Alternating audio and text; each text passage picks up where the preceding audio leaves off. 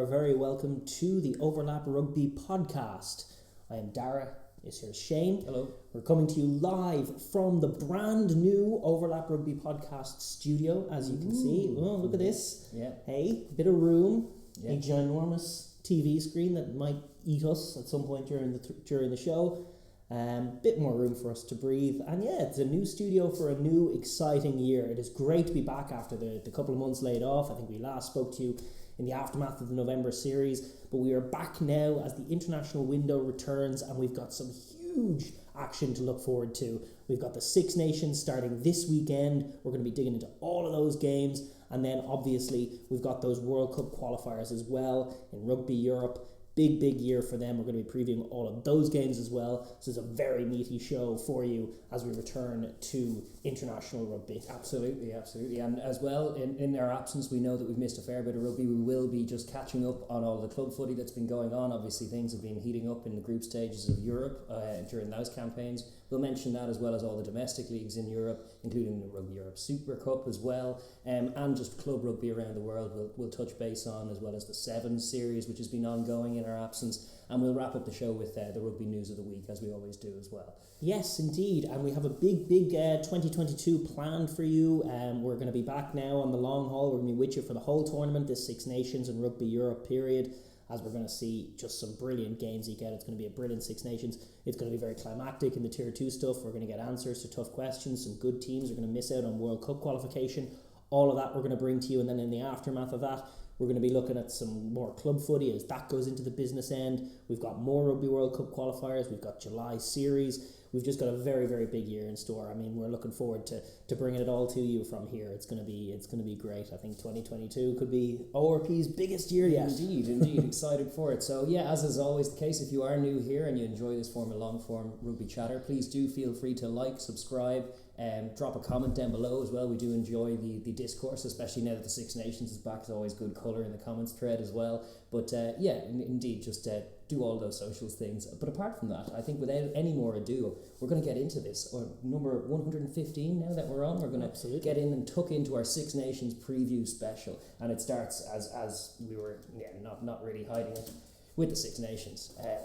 Exciting times. This time of year does always just tickle you in this neck of the woods as well, up in Dublin where we are. There's just a buzz around town as the Six Nations draws near, and it's kind of not just limited to rugby fans at all. It kind of permeates all aspects of life as well. I know a fair few publicans and stuff who cite the beginning of the Six Nations as the time that winter starts to end and we can start to feel a bit more merry, and certainly it's giving me all warm fuzzy feelings, because just looking through these fixtures and preparing them, my God, what a tournament we have in store. Oh, it's going to be great. It's going to be great. The feeling, the atmosphere, the passion of the Six Nations is back. We had a great tournament last year, and they did their best wrapping up the 2020 season as well, but for the first time since the beginning of the pandemic, to have real crowds back. Exactly, the Six Nations is a different kind of atmosphere in the grounds as well. It's just something to behold.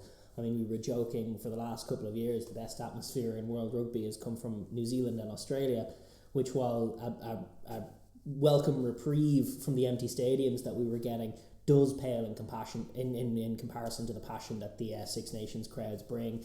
We're going to have a full Aviva Stadium to open the tournament in Dublin, Ireland against Wales. It's going to be raucous, it's going to be brilliant, and it's just going to be so great to have the Six Nations back.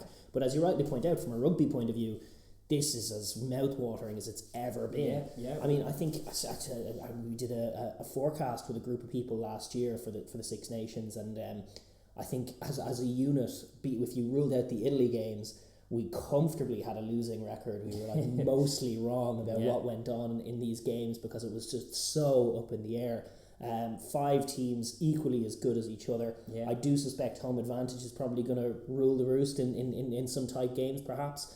But I mean, you had Scotland setting weird precedents last year with 2 famous away wins. That was with the empty grounds. Indeed, I think with the fans back, I think that's possibly the most telling factor, because you do have 5 sides at the top of this competition with very little between them, all with huge ambitions, all with huge quality, all playing a brand and a style of rugby that's refreshing, that's as good as what's going on in the Southern Hemisphere. It's just a different level of excitement. With their home ground and home crowd of producing quite a noise in their home stadium. That will play more of a factor this year than, as you were right in saying, in the empty stadium. It was a bit more kind of skewed, and you saw that across other sports. The stats were kind of shifting and home advantage wasn't as pronounced, but you can definitely feel that in the Six Nations that it is.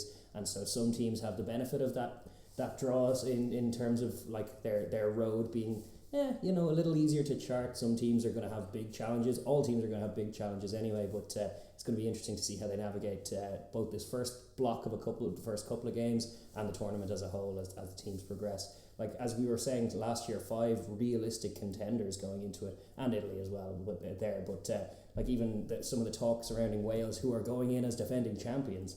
And some of the dismissive chat surrounding them and their chances I always cock a dubious eye at them. We knew back last year, back when we were last doing the show, that this was always going to happen. They were going to have a messy post Six Nations period and then go in as complete underdogs with all the think pieces writing them off. And I mean, we'll see what happens. They, in my book, are a very capable side, well capable of winning the competition.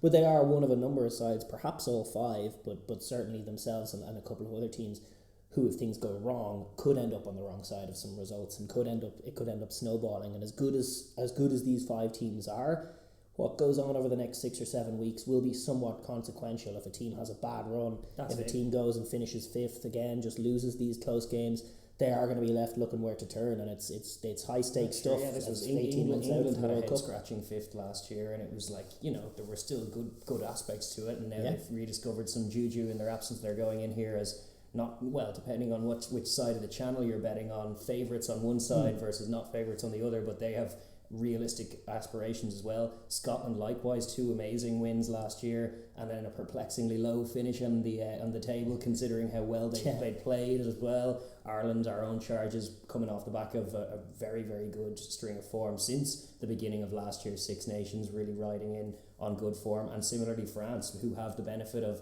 teams like Ireland at home and England at home on the last day. They'll definitely be fancying it, not least because, as is our main caveat to French optimism ongoing, is just when will this talented group actually win something, and the Six Nations is kind of well on their radar to do that. So all of these teams coming in, chomping at the bit to get stuck into one another, and I'm just excited for week 1 now.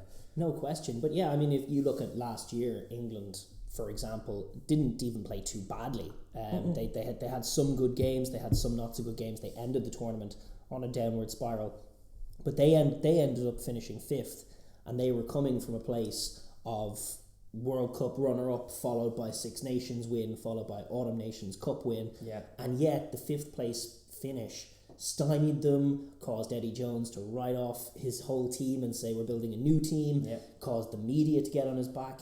And these were on fine margins. They beat France last year, and they had a tough loss against England, but they had wins against Italy. They obviously had that rough. Was it Wales, you mean? They had a tough loss against Wales. Sorry, I should say, and they had a tough loss against Ireland, and obviously that opening day defeat against Scotland, and that was enough for people to just jump off the ship and say, Eddie Jones should go, and he had as much credit in the bank as any coach has ever had in the bank. Could any of these teams afford a similar 5th place slump, England coming in as they are, and Ireland and everyone else? I'm not sure. I think whoever finishes 5th in this competition, that'll be as interesting a story as anything else in terms of how they handle that and what's went wrong, given all of these teams are seemingly in such a good place, with the potential exception of Wales, although, as we say, we never caveat that kind of chat, especially when we're playing the ones playing them on week 1. I won't be suckered into that kind of dismissal. No, indeed. And speaking of that game, we are going to move on now and look at what is the opening day game, the beginning of Six Nations 2022. Ireland hosting Wales at the Aviva Stadium in Dublin. This is taking place Saturday, February 5th. This coming Saturday. It's in Dublin, as we know, local time kickoff 2:15 in the afternoon to kick the Six Nations off. Jaco Piper is going to be taking the game, fresh off his controversial performance in the Ulster Scarlets game, and that's right. Well, he'll be eager to give red cards now after all that criticism. So watch out, Irish players, I dare say. Indeed. And they've got Matthew Raynal and Angus Gardner on the sidelines, with Stuart Terhege of England in the TMO box. And this is a game that obviously needs very little introduction. It's become one of the more intense rivalries of the last decade. It's always been an intense rivalry, just going way back, but particularly during the pro era, just even when one of the teams is ahead of the other in terms of development, a defeat to the other is never too far away. It feels like the momentum is often checked by these kind of Celtic clashes, which do happen annually. But both sides know each other very well, playing in club rugby together as well, URC or Pro 14 or 16 as it was before. So they get a lot of exposure to each other. Obviously off the back of Lions Tour last year, there's a bit more of that dynamic as well. Some players who know each other very well from that only recently. But it's a familiarity breeds contempt kind of thing, you know. You once the whistle goes, there's no love lost between the two. And jealousy. You'll never hear any fans give out about one another's teams as much as the Irish and the Welsh when one of them is doing well. Yes, the level of begrudgery that goes on when one side is above the other is totally true, because we feel like we're of a kind, you know, similar sized places, and with similar rugby traditions. Ireland, obviously, the side that comes into this with the most form. That's true. They're coming in off an 8-game win streak in which they've averaged 45 points a game. Insane return over the last 8 games. They've played some scintillating offensive footy. That's been kind of the main thing. It's just the stylistic change, which is informed by that manner of scoring that they were doing as well, racking up the scores they did like twice against Japan in the last year, as well as obviously those All Blacks games. The USA, but even 50 on Argentina easily. And that was the week after a kind of an All Blacks game that could have deflated and a lot of changes, could have been chop and change, but it was a very good performance too. It was well balanced. It had a lovely tempo enforced by Gibson Park taking the jersey at 9. True. It had the brilliance of Johnny Sexton in for those big games, guiding the offence, and the supreme footballing ability of the forward pack, which has given them an edge in every forward battle that they've had in the last couple of years. That Porter, Kelleher, Furlong axis to start with, and then the guys are springing off the bench, but just the footballing ability and physicality of those guys means that it's a bit less of an all about Sexton kind of show, and in terms of the offense. He puts them through the holes, but they can play off each other, and it's been thrilling to watch. It's been brilliant. Just to see these really talented athletes express themselves, and they've been a point of difference for Ireland. So obviously they come in on a high ebb. It's important to note, broadly speaking, just looking at their tournament outlook as a whole, that of those 8 games, 6 of them were at home. That's the right. 2 away wins that they had in that 8-game win streak, one was away in Italy, you kind of write that off. The other one was against Scotland, and it was a 27-24 win in which they did dominate, but were imperfect and did, as this team does, leak some tries. Yeah. And in that sense, you know, there's definitely scope for improvement and scope for concern, given that Ireland's season, you know, putting this game to one side, as important as it is, and starting with a loss here is pretty catastrophic for their plans, having to go to Paris and Twickenham. But it is those away games, 5 big away games, to define a season here for Ireland, outside of the Aviva Stadium, away from their comfort zone. They go to Paris, obviously, week 2, England week 4, and then 3 tests in July, 2 in Auckland and 1 in Wellington against the All Blacks. Very, very tough as away calendar fixtures go. That's really tough. But yeah, you're right in saying their season will probably be defined by those results and those fixtures as much as anything else, and just the performances away from home. Well, exactly. They're brilliant in the Aviva Stadium. No team wants to come to Dublin, and that'll probably factor into why they're such heavy favourites here in this game. But the World Cup's not going to be played in the Aviva Stadium. The World Cup's going to be played in France, and Ireland are going to have to be able to rack up similar performances to what they did over the last 8 games away from home before you can truly refer to them as a complete team, and that'll be interesting to see play out as the tournament goes on. But obviously this game comes first, and it feels like obviously it's an important year for Ireland. You know, no trophies yet under Andy Farrell, 1 year out from a World Cup, a good confidence, but a new confidence in some sense, and potentially one that can be undone by bad results. This feels like a very important game for them to maintain their rhythm, to not come unstuck, and to come into the French game next week as fresh and as well prepared as possible. That's true, yeah, and momentum as well, which is so key to both of these sides. Like, results do nothing better than just a win, no matter how scrappy, for just bolstering a campaign. And like, Wales are illustrative of that. Like, they're a team that can live or die by momentum, particularly in this tournament. Like, we've seen they are a team that can do a wooden spoon 1 year and then a Grand Slam the next, just depending on how some of these results fall in the first couple of weeks. And an away scalp in Dublin for them would be massive and start their campaign off completely flip the narrative. They can completely flip the narrative with one big performance, and they are good at digging out one big performance in this competition, perhaps like nobody else. The most successful Six Nations team of the past decade. They've won 6 of the last 17 tournaments, which is pretty insane. 2 of the last 3 as well, including a Grand Slam. And I think they were 5th favourites going into like 4 of them. Yeah, well, indeed, you know, it is often coming off the back of a fallow year. Obviously, this time coming off the back of a good tournament last year, followed by a bit of a downward spiral. Obviously, the injuries are going to play their part. They're missing some yeah. seriously big names: Alan Wynne-Jones, Ken Owens, Justin Tipperick, Toby Falatau, Josh Navidi. They're like a real meat of that pack, along with guys like George North in the back line as well. Which is why, as a case of like kind of last Dan standing, Dan Biggar has been named captain for this campaign, and he is one of the only elder statesmen of that. Like, there's a massive list that you just rattled off, and it is a concern. It is like Wales Online and a lot of Welsh kind of publications are citing it. It is a problem. A lot of their guys, those guys that were looking so lethal last year in that offense that was just digging out tries with only 30 or 40% of the possession, those guys aren't there anymore. So some of them are. This is the thing. People forget they had injuries last year as well. They were kind of written off last year for similar reasons. And the other thing is, like, the age profile of those guys with injuries is such that it's like they are getting on, and that's partly where these niggles come from. So discovering what the younger generation looks like as a team and how they perform is part of the mission for this tournament and for the next kind of 18 months or so leading into the World Cup. That's where Wales are at in terms of transitioning. They'll still want some of those guys there, but they don't want to be leaning quite so heavily and reliant on them. So this will be a big litmus test, this tournament for them, in terms of just blooding a lot of new talent at international level. Yeah, no question, absolutely, and it could be beneficial ultimately. Who knows?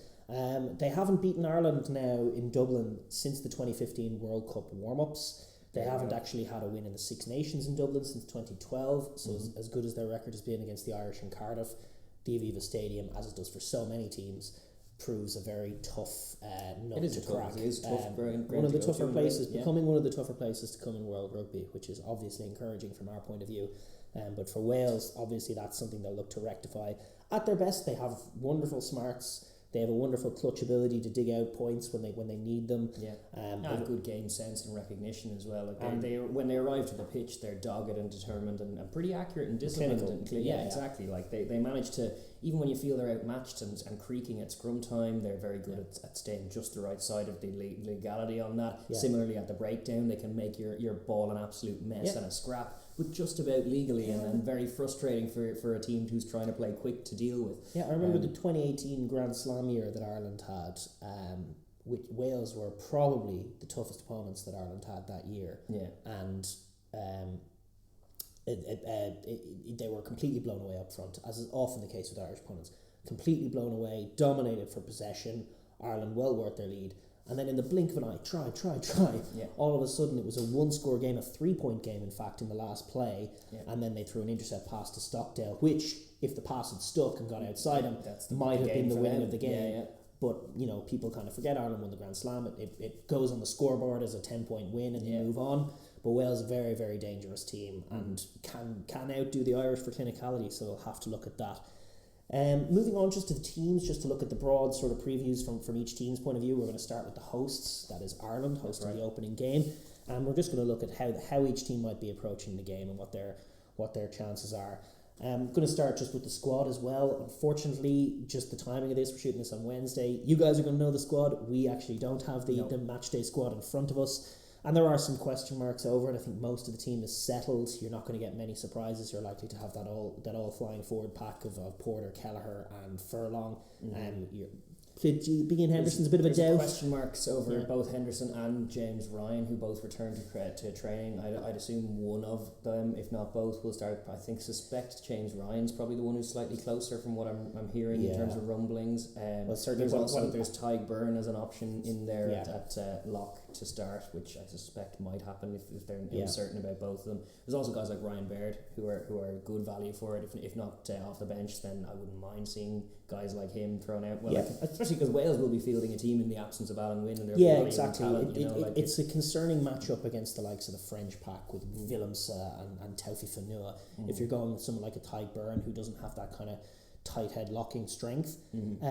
But I would have no concerns about picking him against Wales. In fact, I think on form you have to pick him against Wales somewhere, because he's been everywhere. He's been brilliant on both the offense and defensive side, relentlessly playmaking, so agile, in wonderful form, just coming up a play after play after play for Munster, and he would feed so well off what Ireland are trying to do. Putting Tyg Byrne on a field with the likes of Johnny Sexton, linking with the likes of Conan and Furlong, he just draws Welsh eyeballs because they respect the hell out of him. So from his time over at Scarlets, where he made his name really before coming over to Munster, he was just a demon for them. So they know all about that blue scrum cap and the nightmares he can cause. Although the trade-off there is, are you going to have the same strength at scrum time, and that is a possible concern if you pick him at lock, especially with the likes of Ryan Baird. Hopefully, Big Ian Henderson's back, but I think there's a good chance he won't be. But James Ryan probably will be, as you say. In the back row, you're not going to. It's a horses for courses thing. There's a lot, as with always the case with the Irish back row. There is the Leinster back row, which is the incumbent back row, which is your Doris, your Conan, and your Josh van der Fleer, which is probably the likely front. And then runners. you've O'Mahony. There's That's your four. Those are your four. It's just what kind of combination you have, and then behind that, like if one of them goes down over the course of the campaign, there's a lot of really good talent. Yeah, Nick Timoney can come in. I think he'd be the next guy to come in, but absolutely. Or as you say, no Tyburn weakness. at 6, and then on you go. Yeah, and Gavin Coombs even can get a look in. But it's definitely there's positive and strength there. Back line also, Gibson Park we like to think has taken this 9 jersey. Hopefully he's going to be in with Sexton. That's obviously been a fulcrum part of what Ireland are trying to do with the ball, is having those two on the field, generating both tempo and direction. And then in the midfield, you've got some question marks. I think it's an interesting selection at midfield. Your bookie favourite is Henshaw Ringrose. Yeah. There are cases to be made for outside case of Aki Henshaw, then there's Aki Ringrose. The combinations of those three are the incumbents. And yet, personally, if you asked me to pick the team, I would probably pick Henshaw Hume. There you go. I would probably put Hume in there. I think Hume has done a little more than Ringrose this year. Ringrose's form has improved. Yeah. His defensive reading is as good as ever. He's got that speed off the line. Clatter he put in on Geordie Barrett might hold him in good sway in terms of the test match experience that tends to sway these things. In recent weeks, he's had some missed tackles again, and he creep into his game. When he's trying to get out of the line and make plays, he does miss the odd tackle. And on the offensive side, he's good. He's been better this year than he was last year. He's a little more straight. He does have those talents. But Hume has been the sparkling one. And Hume, working with Jared Payne out in Ulster from a defensive point of view, really enjoyed what he's doing from a defensive reading point of view in that position. He's been one of the best in Europe. He's shutting down plays from everywhere. He just has a lovely feel for the defensive game and very solid skill set in offense. So personally, I'm comfortable throwing him in there. I want to see what he can do at test level. I think he's a real threat to Ringrose now, Hume. For sure. I would like to think so. I think, like, for himself and a few others in that capacity, I think it might be the Italy game that you see them just going on Irish. That's nothing though. But for me, that's nothing. Just going on the kind of evidence of what Ireland tend to do in these scenarios. I would say that they will lean on test match experience to decide these things. Even though I kind of agree with you, there should be space for particularly in the back line like that. For guys to just be chucked in, like especially on the wing, but guys who are lighting it up at 13, we need to see more options as well. Like definitely, I will be annoyed if he doesn't get any minutes against any team other than Italy. Yeah, I know. I just think he might, but they probably will go with Henshaw Ringrose for this game. Wings are as interesting. Fullback is obviously Hugo Keenan. He's been relentlessly James solid. Lowe is not in is one of the stories of it. So that opens the door for a fair few other guys who are putting their hands up in the background. Sticking with Ulster, you have little Lowry and Balakoon as well, are front runners there. That I think like Balakoon's been excellent. Lowry obviously has been catching headlines the last few weeks. And there's also Mac Hansen of Connacht, who's been brilliant all season. He's in the squad. And there's Larmer from our neck of the woods, who will be in contention for the right wing. There's Conway, who I think is a front runner, and Keith Earls as well, who's still in the squad. So there's a lot of depth there as well, and there's a lot of combinations you can field from those guys. I'm not entirely certain which ones they're going to go with for this. Yeah, I'm very, very unsure. The rumour mill is circling, and Farrell likes form, and Farrell likes what he sees in training, and the rumour mill, i.e. some stuff I read on Twitter, says that maybe Mac Hansen has a chance to get in, because he's been the most impressive player in training. He's been the most impressive player on the field as well, arguably, in terms of what he does for Connacht out of nothing. He's extremely explosive. What I love about him is he's like an NFL running back who just somehow comes up with 10 yards when there's no space. That's the kind of player he is, where there'll just be 3 or 4 players around him, and he'll just have the strength to get past one, the footwork to get past another, the speed to get past another. In no space, he'll make the right decisions and come up with freaky meters. Yeah, he does that going backwards as well, which is as impressive for test level stuff as well. It's not just when he's scoring tries, but when the ball's kicked in behind Connacht and he has to deal with those scruffy sports ground balls, he does that very expertly as well. So correct. My concern is he's a bit short, he comes up with mistakes, and Bigger and Wales are so good at making you pay if you're not defensively at the level. I remember Dan Sheehan for Leinster just turning him upside down on that wing one-on-one. Or Sheehan's quick, and he was deceptively so, but I mean, he rinsed him with a step on the inside. Those are little concerns that would make me hesitant. Like it's lining up opposite of Louis Rees-Zammit or correct. something. Yeah. And I know he would be like, or Josh Adams potentially. Lovely. Yeah. So there's deep concern there from a defensive point of view that might stand against him.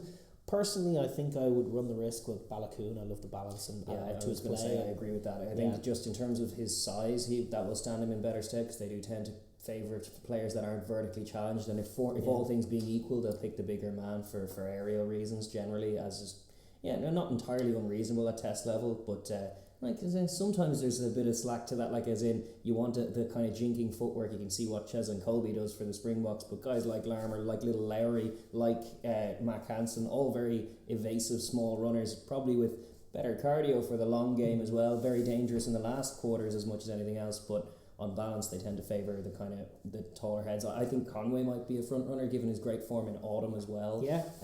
He was really, really good against the All Blacks. There's every chance it'll be Earls Conway, and our imaginations will be shut down in that way. But listen, it's a horses for courses one, and those wingers jerseys are very much up for grabs. They are. So the hope for Ireland I think the is only that one that's been nailed down in the back three is Hugo Keenan over the last 12 months, and he has really nailed down that 15 jersey, and there's not even a whiff of anyone else really coming in close to claiming it. I also like Lowry as a bench option. I do too. He covers 10ish and 15 and wing. So every position in the back line potentially he can cover, and he's explosive. He can chase a game. I'd love if they picked him in the 23 shirt.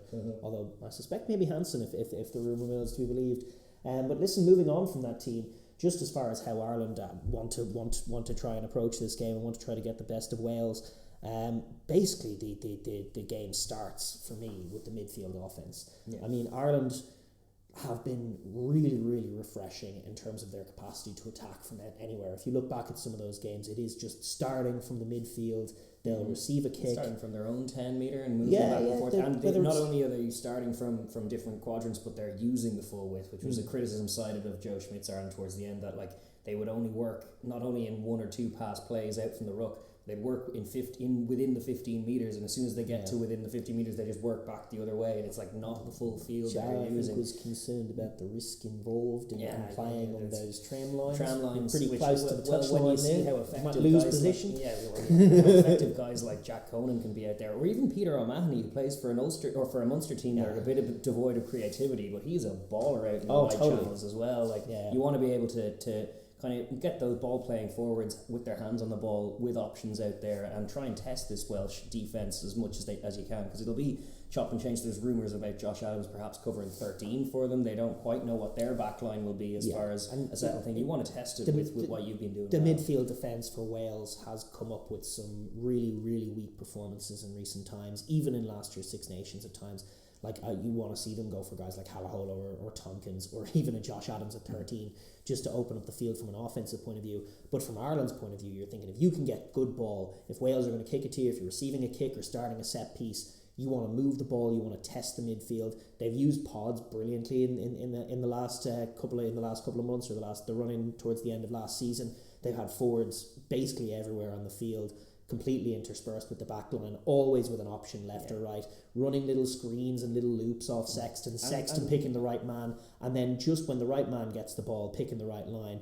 Very often he's winning his contact. He's got another man on his inside, another man on his outside. There's a chance to offload. There's a chance to really explode. And there's so many balls. There's also what was generally good is that even in the performance against the All Blacks, say, where they were having to go through lots of phases because they weren't actually as quick as the All Blacks. So as much as they were kind of getting outside them, they were getting shut down by scramble and going again. So you were seeing 10, 12, 20 phases. Eventually. Yeah, and they had no issue resourcing the offensive breakdown, despite the fact that they were running more aggressive pattern lines. They were still there, and they were still hitting rucks very efficiently on the offensive side, which is good, because that was one of the learnings from the whole Joe Schmidt campaign, was how to accurately clear out your own breakdown ball. And it's good that they haven't sacrificed that entirely, but there's a bit more scope. So you want to see them play with both that freedom and that accuracy. And then, it comes down to things like collision zone, which will be very telling in the first quarter, as it always is, when the crowd are raucous, when you're in your home stadium for the first time in the 2022 season.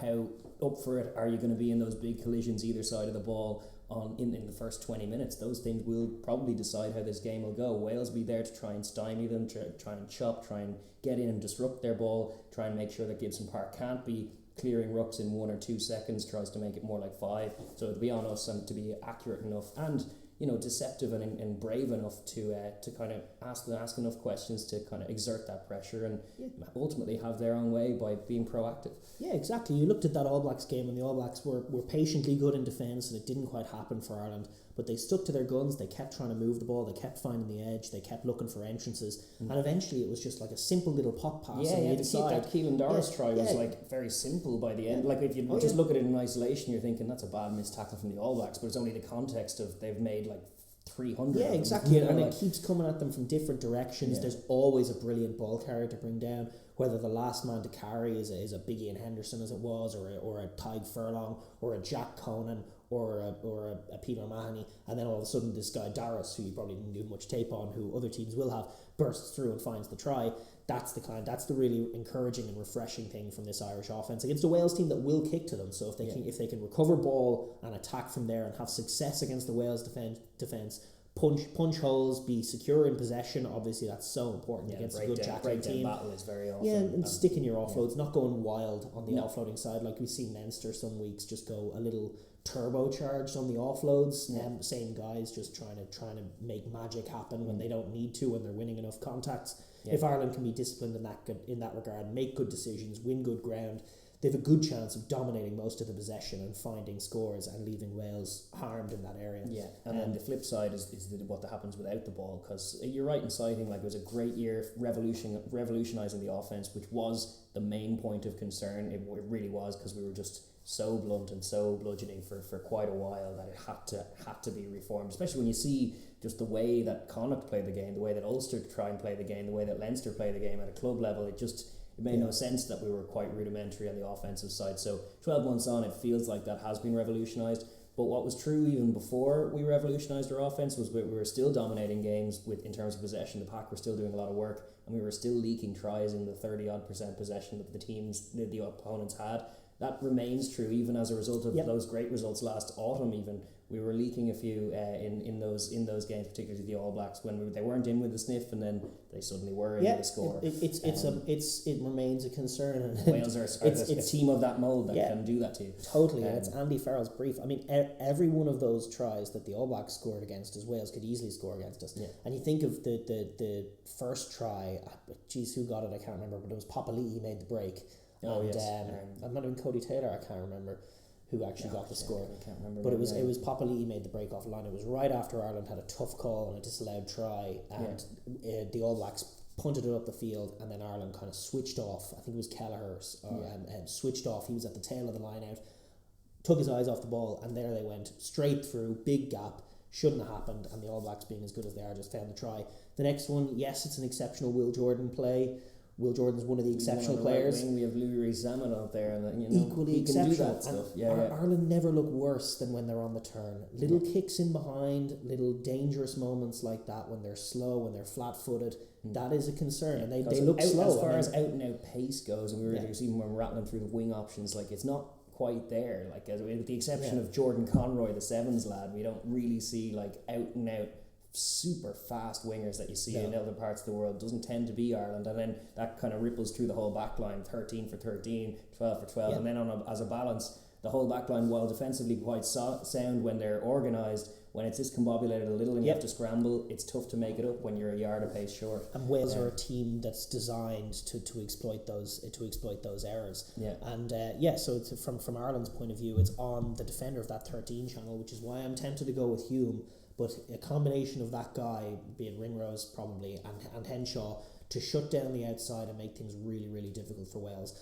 Like when Ireland are defensively good, and it's important to remember there's a balance here, they are very good, because in parts of that All Black game, they rendered the All Blacks impotent. In fact, most of it. Yeah. Or the All Blacks were trying to set up wide moves by going infield, but Ireland, through Josh van der Fleer and those wonderful forwards, were coming out of the line, shutting things down, chop tackling, driving guys back down, and making it really, really tough to move the ball and access those wide channels. And that still, for Ireland, is their bread and butter defensively. Stop them from getting outside them. Put Bigger under as much pressure as possible. Don't give him anything. Do not give him time to look up and assess and find a crossfield kick. Yeah. That pressure is still Ireland's best weapon to prevent teams from getting outside them. It's true. But it does, as you say, it does have a tendency to flip and cough it up.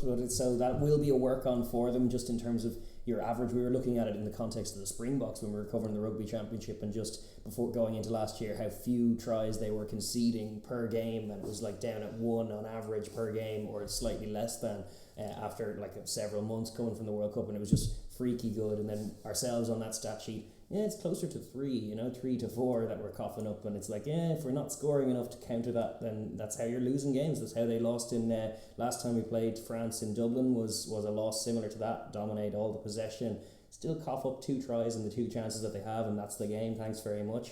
As you were saying, Wales are just a team that can exploit that in you. So yeah, that little work on from a defensive point of view for Ireland is one that I'm keen to see addressed. And the whole backfield, it's going to be potentially a new partnership in the backfield. Bigger is, especially if they're losing contacts, going to be looking to the aerial game himself. Liam Williams, those boys, they're going to be looking to put the ball up and threaten and try and recover possession.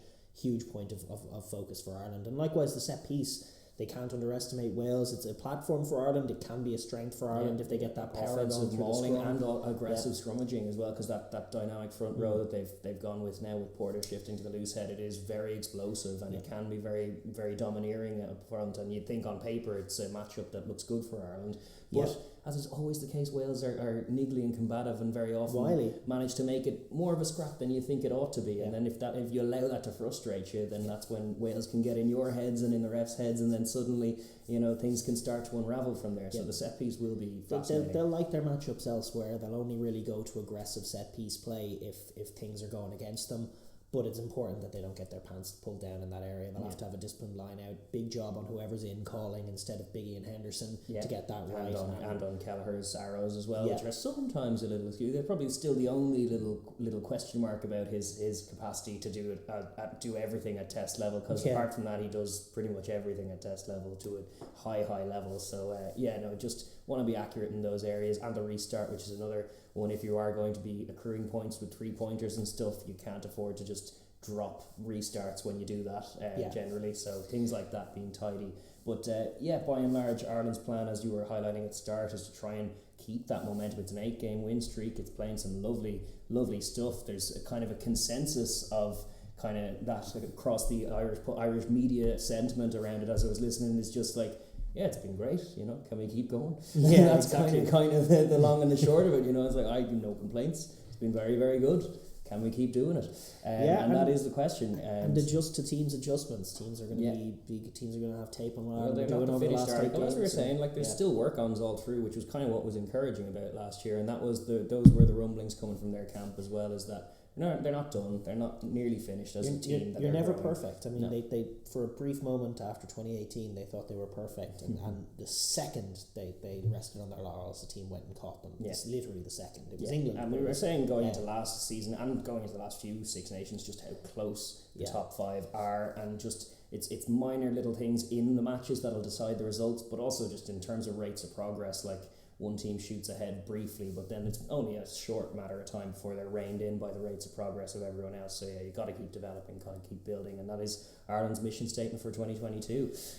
No question, but we're going to move on and look at Wales and their best method for winning the game. The defending champions. Right. They aren't carrying momentum into this year's Six Nations. They have yet again been ruled out, and people obviously making a huge deal of the injuries, which are a massive factor when it comes to Wales. It's hard to not knock that. There is a cavalcade of injured legends in there, and it's going to be tough for any squad like that to be cohesive without them. But rather than looking at the names that there aren't, I would look at the names that there are. Indeed. Wyn Jones, first of all, and Thomas Francis. If you look at what Thomas Francis is doing for Ospreys, the guy's doing bits. He's winning scrums every week. He's winning penalties. Wyn Jones, we know, wily operator at his best. Very solid place on the Lions based on a great showing last season as well. Yeah. Indeed. Adam Beard, vice captain this year. Huge job for him. Obviously, Lions caliber player. Last year he was brilliant. And then a cavalcade of guys in the back row in Tane Basham, who had a brilliant autumn. He did. Guys like Ellis Jenkins, we know, can come above themselves, play well. Jack Morgan's had a really great time of it in Ospreys. Aaron Wainwright is an established guy. Ross Moriarty. It's a solid list of back row options that they have. Those guys on their day can be brilliant. True. And then you look at the back line, and honestly, of these 16 backs in their squad, there isn't a weak player among them. I love their scrum half options: Gareth Davis, Kieran Hardy, Thomas Williams. All very, very good. Quick, offensive, similar-minded. All of those scrum halves, especially Thomas Williams and Gareth Davis, they can also be game breakers. They can take tries. They can catch on quick taps. They run great support lines. They're scorers. At 10, obviously, you've bigger captaining. You've got Anscombe and Priestland and Sheedy also in there as potential options. Potential to move the backline around. That's a pretty healthy supply. Bigger will start, but they'll probably use that bench pretty well. And then in the midfield, you've got the likes of Halaholo, Tompkins, Jonathan Davis, Watkin. People are talking about Josh Adams. And in that back three, Cuthbert, Louis Rees-Sammet, Johnny McNichol and Liam Williams. That's elite. Like that back three calibre that they have is elite. They can take tries. They can play with real speed. They have the speed advantage over Ireland. They definitely do. And so I think that the player for player, like a lot of people focusing on the guys who are missing instead of the guys who are there.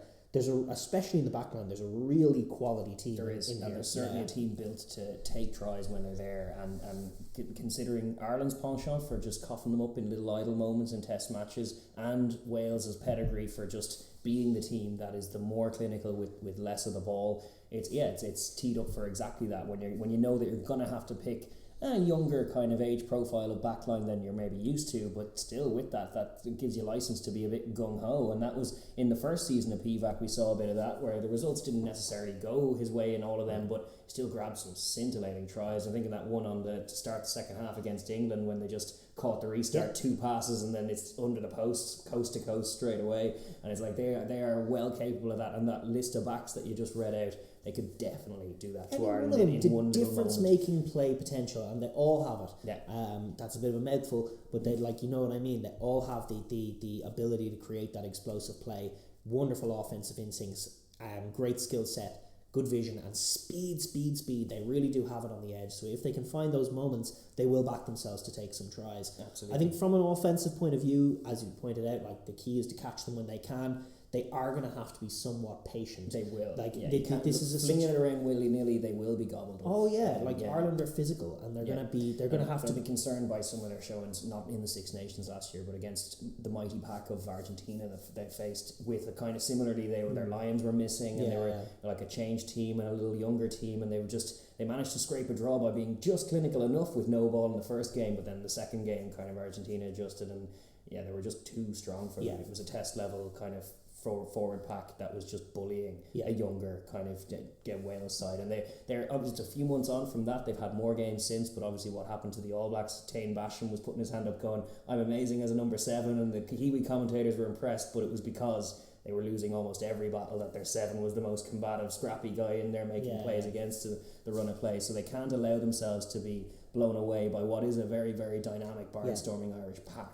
So it comes from the kind of flow that they want to generate in the game. Yeah. So obviously Wales aren't a team that's mad into phase play, into like they don't really care about. If it goes 10 phases plus, you probably just fail to score the try. Exactly. Phase 3. They're not really interested in 6 or 7 phases. They're interested in little explosive attacks off set piece, which are going to be so important, getting that set piece right. And then for the most part, if Ireland are swallowing them up on the inside, getting rid of the ball, they're going to kick. They should, like, all 3 of those scrum halves aren't brilliant kickers of a ball. Liam Williams and Dan Biggar are brilliant kickers of a ball. Getting those guys into positions where they can make the killer kick, be it for territory or to recover, as they love to do, putting the bombs up, that's going to be huge. Testing Hugo Keenan, testing whoever Ireland have put on those wings, putting clever little kicks in, trying to use their height and skill advantage on the edge and get those guys involved that way. All of those creative kicks early doors will be hugely important for them. And then on the other end, they're going to be kicking a lot of ball because Ireland are more physical than them. Can they disrupt Ireland? And that's huge. Can they just remove the flow from Ireland's game? They need to stymie them. It's a huge thing not focusing on messers who are missing, but guys like when Tipperick and Alan Wynne-Jones are in there for them.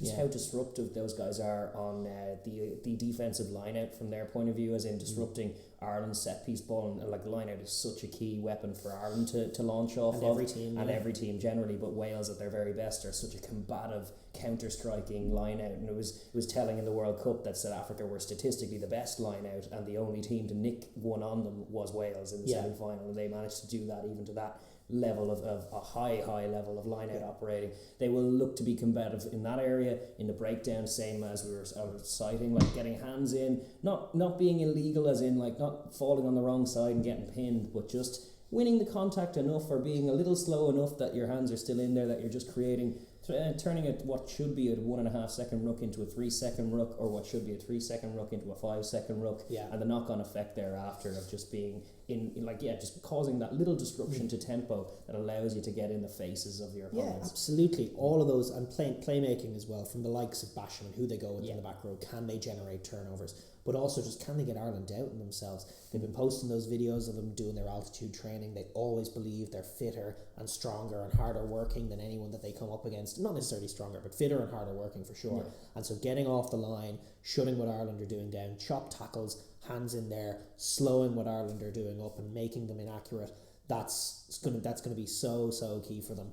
And that turns the game. What they really want to turn the game into is one where Ireland are disrupted and kicking a lot themselves. They want Ireland to revert back to that team that's a little slow, a little unsure of themselves, that's kicking just for 50-50s, because if they can create that where both teams are looking for 50-50s, that's good for them, because they think with the speed advantage, with the more penchant for grabbing those tries out wide, that they will be the ones to be able to capitalise on those bouncing balls. And very often when they do nick results in Dublin, although you were saying it hasn't happened for a wee while, it does come down to moments like that, just creating little toss of a coin that the Welsh scrum half is there to capitalise, or the Welsh winger's there to capitalise, and for frustration for us to watch, but it is a true policy for a good reason. Like they have the capacity to do that in that back line and through those loose forwards who can run, or the likes of Adam Beard, who operates as a loose forward at his best when he's slotting into that offensive shape and pulling strings out wide. You'll want to see guys like him take a leadership role, both in that and in terms of he's going to have to step up and call his own lineouts in terms of they're being clean on their own. Yeah, they made him vice captain. They want him to step up and be Alan Wynne-Jones in the absence of Alan Wynne-Jones, and we'll see if he's up to the job. And then one final note as well on the defensive end is just that obviously the key work on for them really is their outside defending, their midfield defending. You know, it's the reason that Tompkins isn't just a permanent starter in there, is because he's so disastrous on the defensive end. Great with ball in hand when he's there and throwing some lovely passes, but then it's similar to what Scotland were looking like with Hugh Jones there as well, where it was like, it looks amazing going forward. He looks great carving that English midfield apart, but then it's also like, okay, well, that's a very soft first phase try to allow through the midfield. They need to, whether they pick Tompkins or Josh Adams or whoever else is, they need to use the speed advantage and trust those guys to make reads. And I think crucially, you want really to take some of the options away from Sexton. You know that most of what they're doing is going to flow through Sexton. You know if they're trying to work it to the wider pot of forwards, they're likely going to do that through Sexton with a loop play or something like that.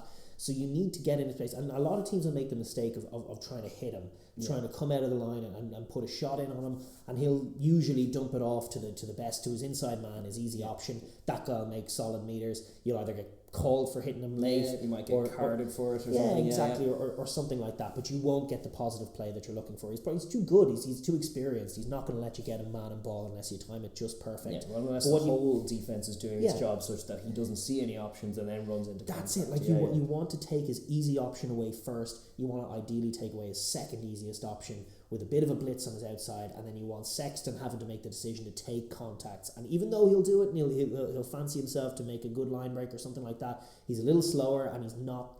He's of that age where you don't really want him taking as many contacts as possible. And if Wales are forcing him at the bottom of rucks in Ireland's offensive sequences, everything will slow down. Indeed. And that for sure has got to be the defensive plan for them. Part of that involves shutting down some of the other key players who slot into 10 effectively, which is the likes of Tadhg Furlong. The guys are going to have to be on that kind of watch, because they were very potent towards the tail end of last season. It's dealer's choice how you deal with guys like that, but part of it is just fronting up. You're going to be away from home. It's going to be a raucous crowd. Like, what you can't afford is in the first quarter little soft soap tackles are falling off guys like himself or Daragh or Conan, because they will take that soft shoulder if you give it to them, and then you might get steamrolled. So it's arriving to the pitch is so important for that. For sure. And then from there, you're right in saying, keep your cohesion. Don't be going gung ho shooting up for Sexton to go, I'm gonna break him here. It's like, oh no, the ball's gone behind me. That is a recipe for looking silly. But if you can arrive to the pitch as a whole unit, which is what Wales will be looking to do, and then you can start to win a few contacts, lose a few contacts, as you say, get the Irish doubting themselves, get them kicking, and then you're slowly creating the Welsh picture to success in this game. Absolutely. Now listen, with all that said, how do you feel this one's going? I feel that, as we were caveating all of this stuff about Wales and all this, and I am fearful of Wales, and I'm fully aware of the capacity of either side to win this one. I think Ireland at home are favourites in pretty well, certainly on the back of beating the All Blacks last year. Pretty much anyone apart from the Springboks, I think we're favourite at home going in. We don't know about the Springboks yet, we haven't seen that, but I think Ireland are favourites just on virtue of it being at home. I think it's that tight. I also think with form, just both club form and in terms of international form, I think Ireland are the team with a little bit more at the minute, and they'll probably win it by about a score, maybe a bit more. I would like to see it be a bit more, because I'd like to see that offence keep going. But Wales are just a tough team to shake loose like that, and I think Wales will still grab tries and still be in that fight. But I think Ireland at home with that crowd will see it done. Yeah, I think I agree. I think I just like the matchup of Ireland's forward pack in the tight areas against the Welsh forward pack a little too much, and I like the matchup of the Irish offence against this Welsh defence. I just think those 2 points of difference will be too much for Wales to overcome, especially in Dublin. And I think the smart money is on Ireland for a win this week. Here's hoping anyway. Those are the 2 Irish perspectives there. But let us know what you think. If you have anything different on that game, let us know in the comments down below. With that said, I think we will move on to the second game of this Super Saturday and Six Nations action, which is over in BT Murrayfield, where the Calcutta Cup will be contested in week 1. We have Scotland v England. Always a classic, this one. It's been a humdinger for the last few years. England going in apparently as slight betting favourites, despite the fact that they've only won 1 Calcutta Cup in the last 4 years or so. And it's in Murrayfield, so dubious assertions, but they are apparently slight betting favourites. It's going to be Saturday as well, February 5th. Kick-off 4:45. We have Ben O'Keefe of New Zealand will be the man in the middle with the whistle, and Nick Berry and Craig Evans on the sidelines, with Ben Whitehouse in the TMO for this one. So decent officials there, and the Kiwi ref keeping the tempo high, and with no we have Faz out, obviously. Owen Farrell ruled out with an ankle injury. He was named captain before that happened, but that paves the way for Marcus Smith versus Finn Russell, which, with a Kiwi ref in the middle, that could just be box office stuff. Oh, it certainly will. You were right to point out, 1 in the last 3. They had a 13-6 win. The last, or 1 in the last 4. No, you're right. 1 in the last 4. They had a 13-6 victory over the Scots in Murrayfield in 2020. Outside of that, the 38-all draw, which was amazing from Finn Russell, that comeback, and then the 25-13 win, that iconic win in 2018 with the Hugh Jones break, and the win in 2021 for Scotland. 3 of the last 4 not won by England. There was the 1 draw, which was retained by Scotland. So they're coming into this off the back, obviously, of some real momentum in this fixture, and actually, just broadly speaking, I mean, they've had some really great performances last year. The wins over France and England away from home, albeit with the lack of crowds, was just massive for them. And I think certainly from a Scottish point of view, it's now a case of needing to deliver. It's a case of expectation. It's not a case of hope as much as it's a case of expectation. And not to be too kind of harsh on them, but they've been a brilliant team for many, many years now, the Scots. They've had obviously this Gregor Townsend era, which we've kind of compared to the Eddie O'Sullivan era under Ireland, where they were coming and they just kept falling short in the Six Nations until eventually they got over the line with a few Triple Crowns first before the Grand Slam. Sure, but it was a different era. It was a different era. They the only real competitive teams that they had, the Wales were competitive in some years then, obviously 2005, 2008, even 2009. But England were off the boil after the 2007 World Cup, and in and around that era, Scotland were nowhere near where they are now, and Italy were nowhere near where they are now.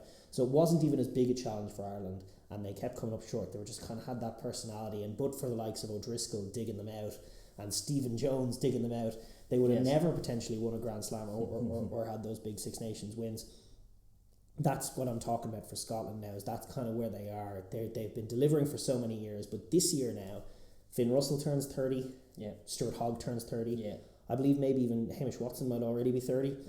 So those guys, you're talking about realistically this year, Six Nations, next year, Six Nations, next year World Cup. Yeah. And then that's it. If it is going to happen for Gregor Townsend, Scotland, and this team with all this quality that has been brilliantly building for so long, it's gonna have to happen soon, and so the pressure for me is very much on for Scotland. I think so too. No, they kind of need more expectation than just a Calcutta Cup, which, although yes, the oldest trophy in rugby and whatnot, it is. It's still a one fixture trophy. That's it. It doesn't quite count the same. And when you're talking about preparing for a World Cup, and a World Cup in which they will be, by virtue of finishing third in their last pool, they're up against ourselves and South Africa in their pool in that World Cup as well. So it doesn't get easy for the task for the Scots in terms of the next 2-year plan. But part of it has to incorporate some silverware at some point. Yeah. It's got to be even a Triple Crown failing a Six Nations win, but easier said I don't than even done. know how you manage that. Easier said than done. If you win a Triple Crown, you're going to be in the conversation for true. Six Nations. Yes, no, you're going to be there, Yeah. right there. Yeah. Like they go to Dublin the last weekend of the Maybe they lose competition. to Italy and beat all those other home nations. Yeah. I don't know. That's not happening. Like they go to Dublin the last weekend, which is good because they have England and France at home in Murrayfield. Crowds are back. I feel like home field advantage is going to be big. Yeah. Right across the board here, and they have the Ireland match. They can just put it to the back of their mind. It's going to be a big game for them no matter what. They've got Ireland in their pool. They owe Ireland one, but they can put it to one side and focus on the first jobs at hand, build a bit of momentum, and hopefully go into that game knowing a win would potentially win them the tournament, which would just be huge for them. And then from England's point of view as well, we have, as we were saying, not a great record in this particular Calcutta Cup fixture, but Eddie Jones has spoken about this being his first year of his third team with England, his third kind of block of I don't know, he gives around 3 years or so for a team to coalesce, and then he's certainly it's going to be a Vunipola-less England for the first time in quite a while. There's no Tuilagi in there. It's a completely new look. There's obviously Marcus Smith, who's a lot of hype around. There's this whole kind of Quinn's rambunctious style of play where it's like, well, we score 40 to your 33, and that's how we win the game. Absolutely grand. Here, take your 21-point lead, opponent. It doesn't. We matter. got fourth quarter Marcus Smith coming your way. Yeah. And that's like... he did it to the Springboks, which was something that other England team that Eddie Jones was talking about, the previous one, was never able to do. I can't remember an England team ever getting dominated like that up front and coming out with a win. Yeah. It was insane. It was insane that they did that. They did it with 3 lovely back tries. Yeah. So they did against that really good defence. So that'll put them in prime position going in. Yeah, a similar task with the likes of Harris in terms of defensive robustness in the centre, which is what Scotland hadn't been about. Like I was citing in the previous thing about like when it was Hugh Jones and the like, and it was all very razzle-dazzle but a bit leaky on the defensive end. Now they're a bit more kind of robust and solid in that midfield area in terms of shutting things down, so it'll take something exceptional and some good reading and some good running to unpick them. And maybe this is an England team that's kind of built to do that. They want to be pacey, they want to be dynamic, they want to still be powerful up front with the likes of Itoje and your Johnny Hills. These guys are massive men and they're not going to be slight in any contact, but they want to be explosive, not just in that area in terms of how dynamically they can attack different areas of the pitch and attack space. Yeah, absolutely, no question, although they are missing Johnny Hill. I think that was in it today. But we're going to just look, first of all, at the point of view of the game from each team, just how they're going to go about it, what their winning conditions are, how they're going to approach the game, and what we think they're going to bring this week. And we're going to start with the hosts, which is Scotland in Murrayfield, obviously. And obviously, just to start from the beginning, I think it remains the most well-rounded professional team, perhaps certainly professional Scottish team we've ever seen, but also potentially the most well-rounded team in this competition in terms of their lack of weaknesses. I mean, I look through the squad. There's just the one word that strikes that stands out to me when it comes to this Scotland team is actually balance. They're just really well balanced. They've got lovely players with different complementing strengths. And that's a huge bonus for them. I think up front, obviously, there's potentially some concern, but like they've got McAnally, Turner, and Ashman now to pick from as hookers. Like they've always had someone injured. Actually, Fraser Brown, I think, didn't even make it into the squad. I think he's fit as well. Yeah. So actually, really all of their brilliant hooker stocks ready. Ewan Ashman coming off that worldie of a finish back in the autumn series when he made his debut. He's very promising. We know what McAnally can bring when he's at his best. It's just a very exciting cavalcade of options. WP Nell is back in there, and he's a real weapon for them from a scrummaging point of view if things go wrong. And even at loose head with Sutherland and Schumann, you've got two guys who are for it, very good players. And Nell and Fagerson vying for the other jersey on the other side. Yeah, decent balance, as you say. And the lock stocks and two smoking barrels out of this team is insane. Last Six Nations, didn't they go through like 10 different locks getting caps or something? And they're all quality, and that's what's great. Like one of Scott Cummins, Grant Gilchrist, Johnny Gray, or Sam Skinner is going to miss out on the 23, which is going to give them a chance to rotate guys in. But if you go for a Gray Cummings combination with maybe a Gilchrist to come on, you've got serious heft in there. Like it's as big as any combination out there, and they are good on the ball as well. They don't tend to come up with mistakes. Sometimes Scott Cummings can when he's out of form. That's obviously going to be a point of focus for them. And then in the back row, I think there's a couple of doubts about Hamish Watson. Obviously, he's top class. Jamie Ritchie's top class. They've got options at number 8. They can go with Fagerson. They can go with Bradbury. They can go with Haining. And also this out and out open side from Glasgow, Rory Daragh, who's just a jackling machine out there. He's uncapped as of yet, but he could be a bolter for this year's campaign as well, especially with the Mish kind of with doubts over his head, guys like that, flyers coming in. Yeah, there's been a fair bit of that, guys just filtering in over the last few years. As you were saying, just like the pack has slowly been growing, and their scrum has gone from nearly incompetent at the top tier level to very, very combative when you had guys like Nell and guys like Sutherland putting their hand at Sutherland getting into the Lions on form based on his scrummaging prowess. And they've been very, very good for the last few years in that capacity. Yep, they did have a tough day against the Springboks in that area. Everyone has a tough day. They've probably dipped a little bit in honesty from where they were at their peak, but if they can get that back, obviously it's going to be huge, and they definitely don't want to take a step backwards against England. As far as the backs are concerned, it's still Ali Price at scrum half. What form he's been in really kicked on, even from being called up in the Lions, just making smarter decisions than he ever used to. And he's got all those skills that we know about. He can generate a great tempo. He reads the game very well from an offensive point of view, getting you going forward. They have ditched the Scott Steele, George Horn backups who weren't really putting any pressure on him in favour of two uncapped players, Ben Velicott, who's been starting at 9 for Edinburgh and doing a good job, and Ben White from London Irish. Hopefully one of those guys can put a bit more pressure on Ali Price. Yeah, sure. At 10, you've got Finn Russell, you've got Blair Kinghorn, you've got maybe Stuart Hogg. You don't have Adam Hastings. It's interesting. You don't even have the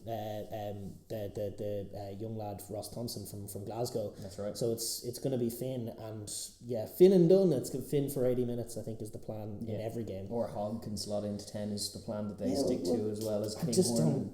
Hogg has never worked at 10, so I think Kinghorn is probably going to take the 22 shirt, and they're not going to be wildly having Hogg as the second option. Maybe that's true, or maybe they might want some of their more talented outside backs, or a 6-2 split if they want to get that, because as you're saying, they have many forward options as well. They definitely are putting a lot of their eggs in that Finn Russell basket, but why wouldn't they? He is kind of the fulcrum of their offensive kind of style and how they want to play. But you're right in citing Hastings, because he was the kind of understudy to him in that Glasgow team, and of all the other 10 options they have, he's the one that's most akin to how it's tough on him. He's playing out in Gloucester as well, which is a team that likes moving the pill similarly as well. So I think it's tough on him, but sure, look.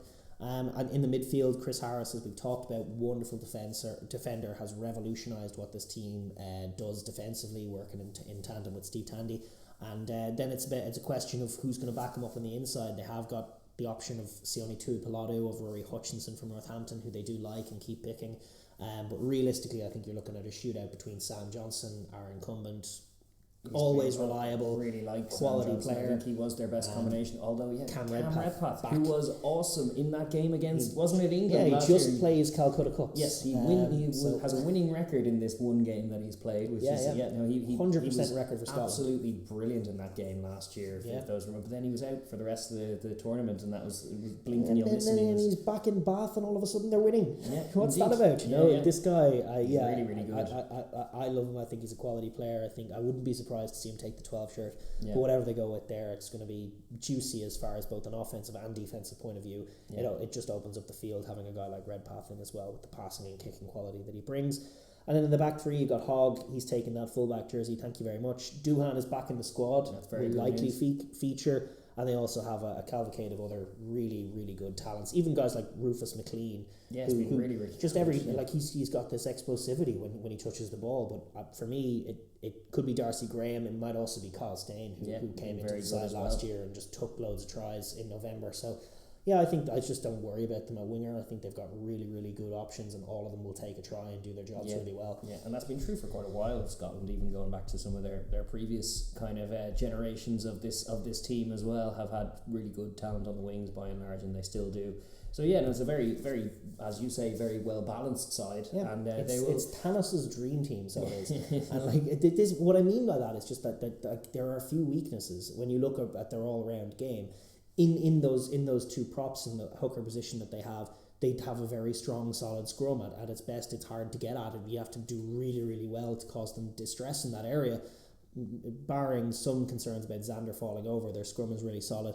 Their line-out's really solid. It was near perfect in last year's Six Nations. They strike off it really well. They have a lovely offensive maul, which is a huge addition to their attacking ability. They take tries that way. Strike plays off scrum are phenomenal, probably possibly the best in the tournament at that.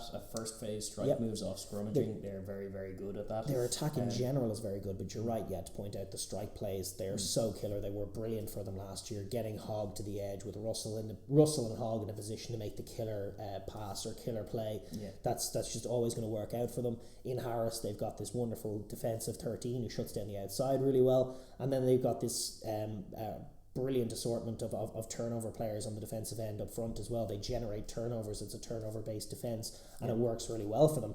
They get huge penalties, make big plays, huge momentum shifts when they're defending their own area. They rarely look out of sorts like they used to. So it's just it's hard to cite a weakness. The other area that's a massive strength that we didn't mention as well is the kicking game. Stuart Hogg's cannon spiral. Yeah, and Finn's very deft, like bullet passing kicking. Yeah. That's very, very flat and very quick to get from A to B. It doesn't float for any period. It just goes directly where he wants it. Just opens up the field so well. And it was Hogg in particular last year who was just a difference maker. I mean, if the England it was a huge Achilles heel for that England team as well. Now this is a completely new England team, but that England team towards the end were very kick for territory, very much like pin you back and then force you to exit, and then we'll strike. We want to launch from like the 10. Yeah, between the 22 and the 10. So just kick us out to there, and then we'll have our line out. So not if you spiral it from one 5 metre to the other 5 metre, then that script just gets ripped off. There's very few teams can live with that. If you can just turn a kicking duel into your opposition pinned back, it's such a weapon, and Hogg brings that really, really well. He's playing with a lot of confidence at the moment in Exeter. And I think I see him his kicking as probably the biggest advantage that his being on the pitch will give him. As is often the case with this Scotland team, you were right to say there's very tough to cite a difference, because you do look at there's balance all over. It's very well rounded. They're good at pretty much all areas of the game. They're like exceptional at a few, but very, very good at all of the ones that they should be. The one weakness that I would cite is just the intangible quality of just the winning tradition versus the non-winning tradition. The history that you were reciting there, going like, yes, they had 2 historic wins away from home in both England and France last year, and yet they finished 4th somehow. Like they lost at home twice. They find a way to do that, and that is the weakness that you cite. And you're looking at the team, you don't know quite why. It's sequence against little moments like the sequence against Wales after half time when they had just bullied that pack and had them going backwards and had them ricocheting, and then they go round the corner, meterage, we're under the sticks, over the line, ball dropped, chance gone, momentum momentum changes, heads drop, just they lose focus in moments. They don't finish off plays sometimes like they should. Certainly things like either side of half time, which is something that you cite about the All Blacks. We were singing their praises last year of like sometimes even when they're dominated by a pack for 30 minutes, they just dial into that, oh no, it's the last play before half time, now it's time to score a try. Scotland have the opposite of that sometimes. Like, oh, the last delay of half, like it's time to throw 7 points away, isn't it? And it's like no. And if you're a Scotland fan, I'm sure it's very frustrating that has been the case, but it is just looking on the player for player and on technique. There's no reason for it other than just like the same reason that it's like winning teams tend to drag their ass over the line even when they're playing badly. Sometimes it's very tough to get over a tradition that's just long standing, and that has been the issue for Gregor just throughout his whole tenure, was just kind of getting over that finish line has been very, very hard. That's why we were very encouraged by things like the way they closed out that game in Paris to end the season last year. There are more examples now recently of them managing to get over it, and particularly in this Calcutta Cup matchup, they've managed to have some of their best days in their rugby history have come in this particular fixture. But it is still the caveat to attach to optimism. No question. Like, when is it going to be like the full package from them. Even that Paris game, they did blow it. You know, they had chances to win that game. They were the better team in that game. Then they threw it away. Yeah. Then France threw it back to them. Yes, then they found the try, and that is what happened. Like, there is a narrative where France get the ball and decide, for the sake of novelty, to kick it off the field when they're in a winning position and the clock is red, and then it's another example of hard luck Scotland. Yeah. But as it turned out, they got the ball back and did do really well from there to close out the game and find the winning score. That was impressive. They do need to bring that again. What they've done to England in recent years is make them really uncomfortable by not being able to win the forward battle in the tight five. That has been primarily what Scotland has done to England, is just when England are going into contact, they're not winning. Nothing's coming easy. The maul isn't working that well. Those forward carries that they love to do, where they're really well spaced and they move the ball with a bit of slickness, they don't work because Scotland are out of the line. They're tackling hard. England don't get the go forward they want. There's hands in there. They can't quite clear out the Scots as well as they might, and they just don't have the physical advantage that they like to have over teams, and that has made them uncomfortable. The recipe that saw that it was the World Cup final kind of illustrated that with South Africa. It's like, a team that when England like to be bullies, when you don't allow that, and when you bully them right back, then they can come up with stuff. Yeah, they just get a little tilted. Like, even if you remember the Bok game back in November, which will cite as a positive for them because they won it, but in sort of the middle third of that game, and especially after the bomb squad came on and they were getting bullied, it was just penalty.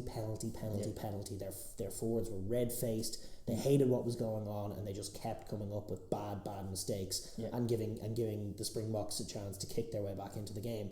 What on the flip side, what Scotland will have to be aware of is the fact that England found tries, and as good a defender as Chris Harris is, this is a new England team. It's a more kind of Harlequinsian England team that are going to be a bit more kind of gunslinger. Like, let's go for it. Let's have a shootout. Then it's Marcus v Finn. That's fine. We're very excited about our Marcus lad. Let's bring it on. So it is a different challenge for this Scotland in that regard. It's going to be a different Calcutta game dynamic to it. And Harris, who's gotten loads of praise because he has been a brilliant defender. It's going to be a huge challenge. Bigger test. Like, Lucanio got opened up by England. Yeah. Like, I don't think you can underestimate how impressive it was putting 3 past the Springbok defence. No, it's huge. Like, that's the best defence in the world. If they can put 3 past the Springboks, they can certainly put 3 or 4 past you if you're not on your blow and playing really well. So it's going to have to be a real point of focus for Scotland, trying to get the read on Smith, trying to put him under pressure, and tracking the runners, the guys who are going to be picking lines off him and making big tackles and making big turnovers and big spots like this defence likes to do. Like it may be a higher scoring game. That obviously there was that 38-all, but generally like 11-6 last year. The 11-6s and stuff. I think it'll be a different dynamic to it. I think there will be more points on offer for both, weather permitting. Obviously, it is still Murrayfield. That could all change when the rain comes down. But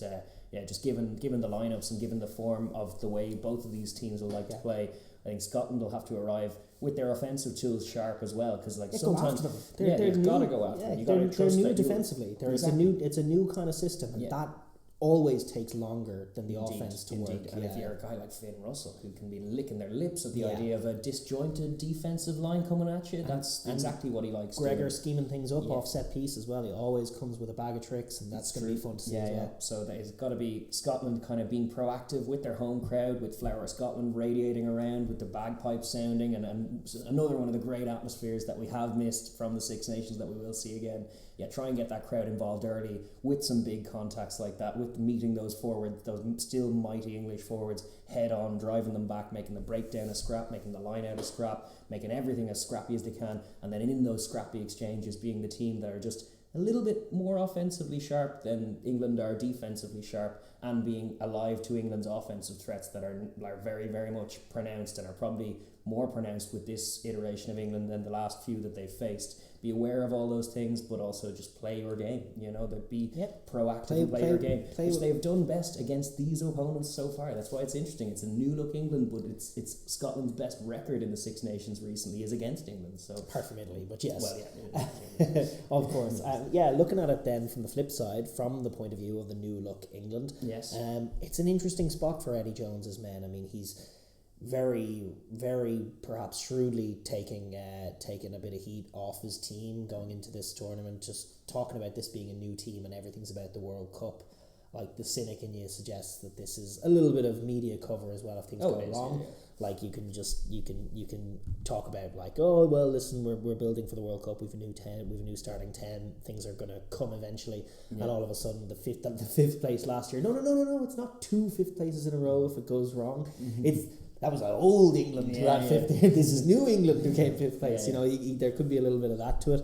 But at the same time, it is a New England, and there's a fresh feel to this team, and a fresh case of personnel as well, which is largely a result of the squad changes, which are very real. I mean, there are some really big names missing. You mentioned Owen Farrell. He was named captain before then. Now Courtney Laws also named captain, also gone, axed. Tom Curry's the new captain. And there's a bunch of names missing. Manu Tuolangi is back for sale this week, but is not going to obviously feature for England as a result of that. Yeah. But as with Wales, I think rather than focusing on what's not there, you do have to take a look at what is there. And as much as we're talking about this being a Quinsian backline playing, can be beaten up front kind of team, they have some really explosive operators up front.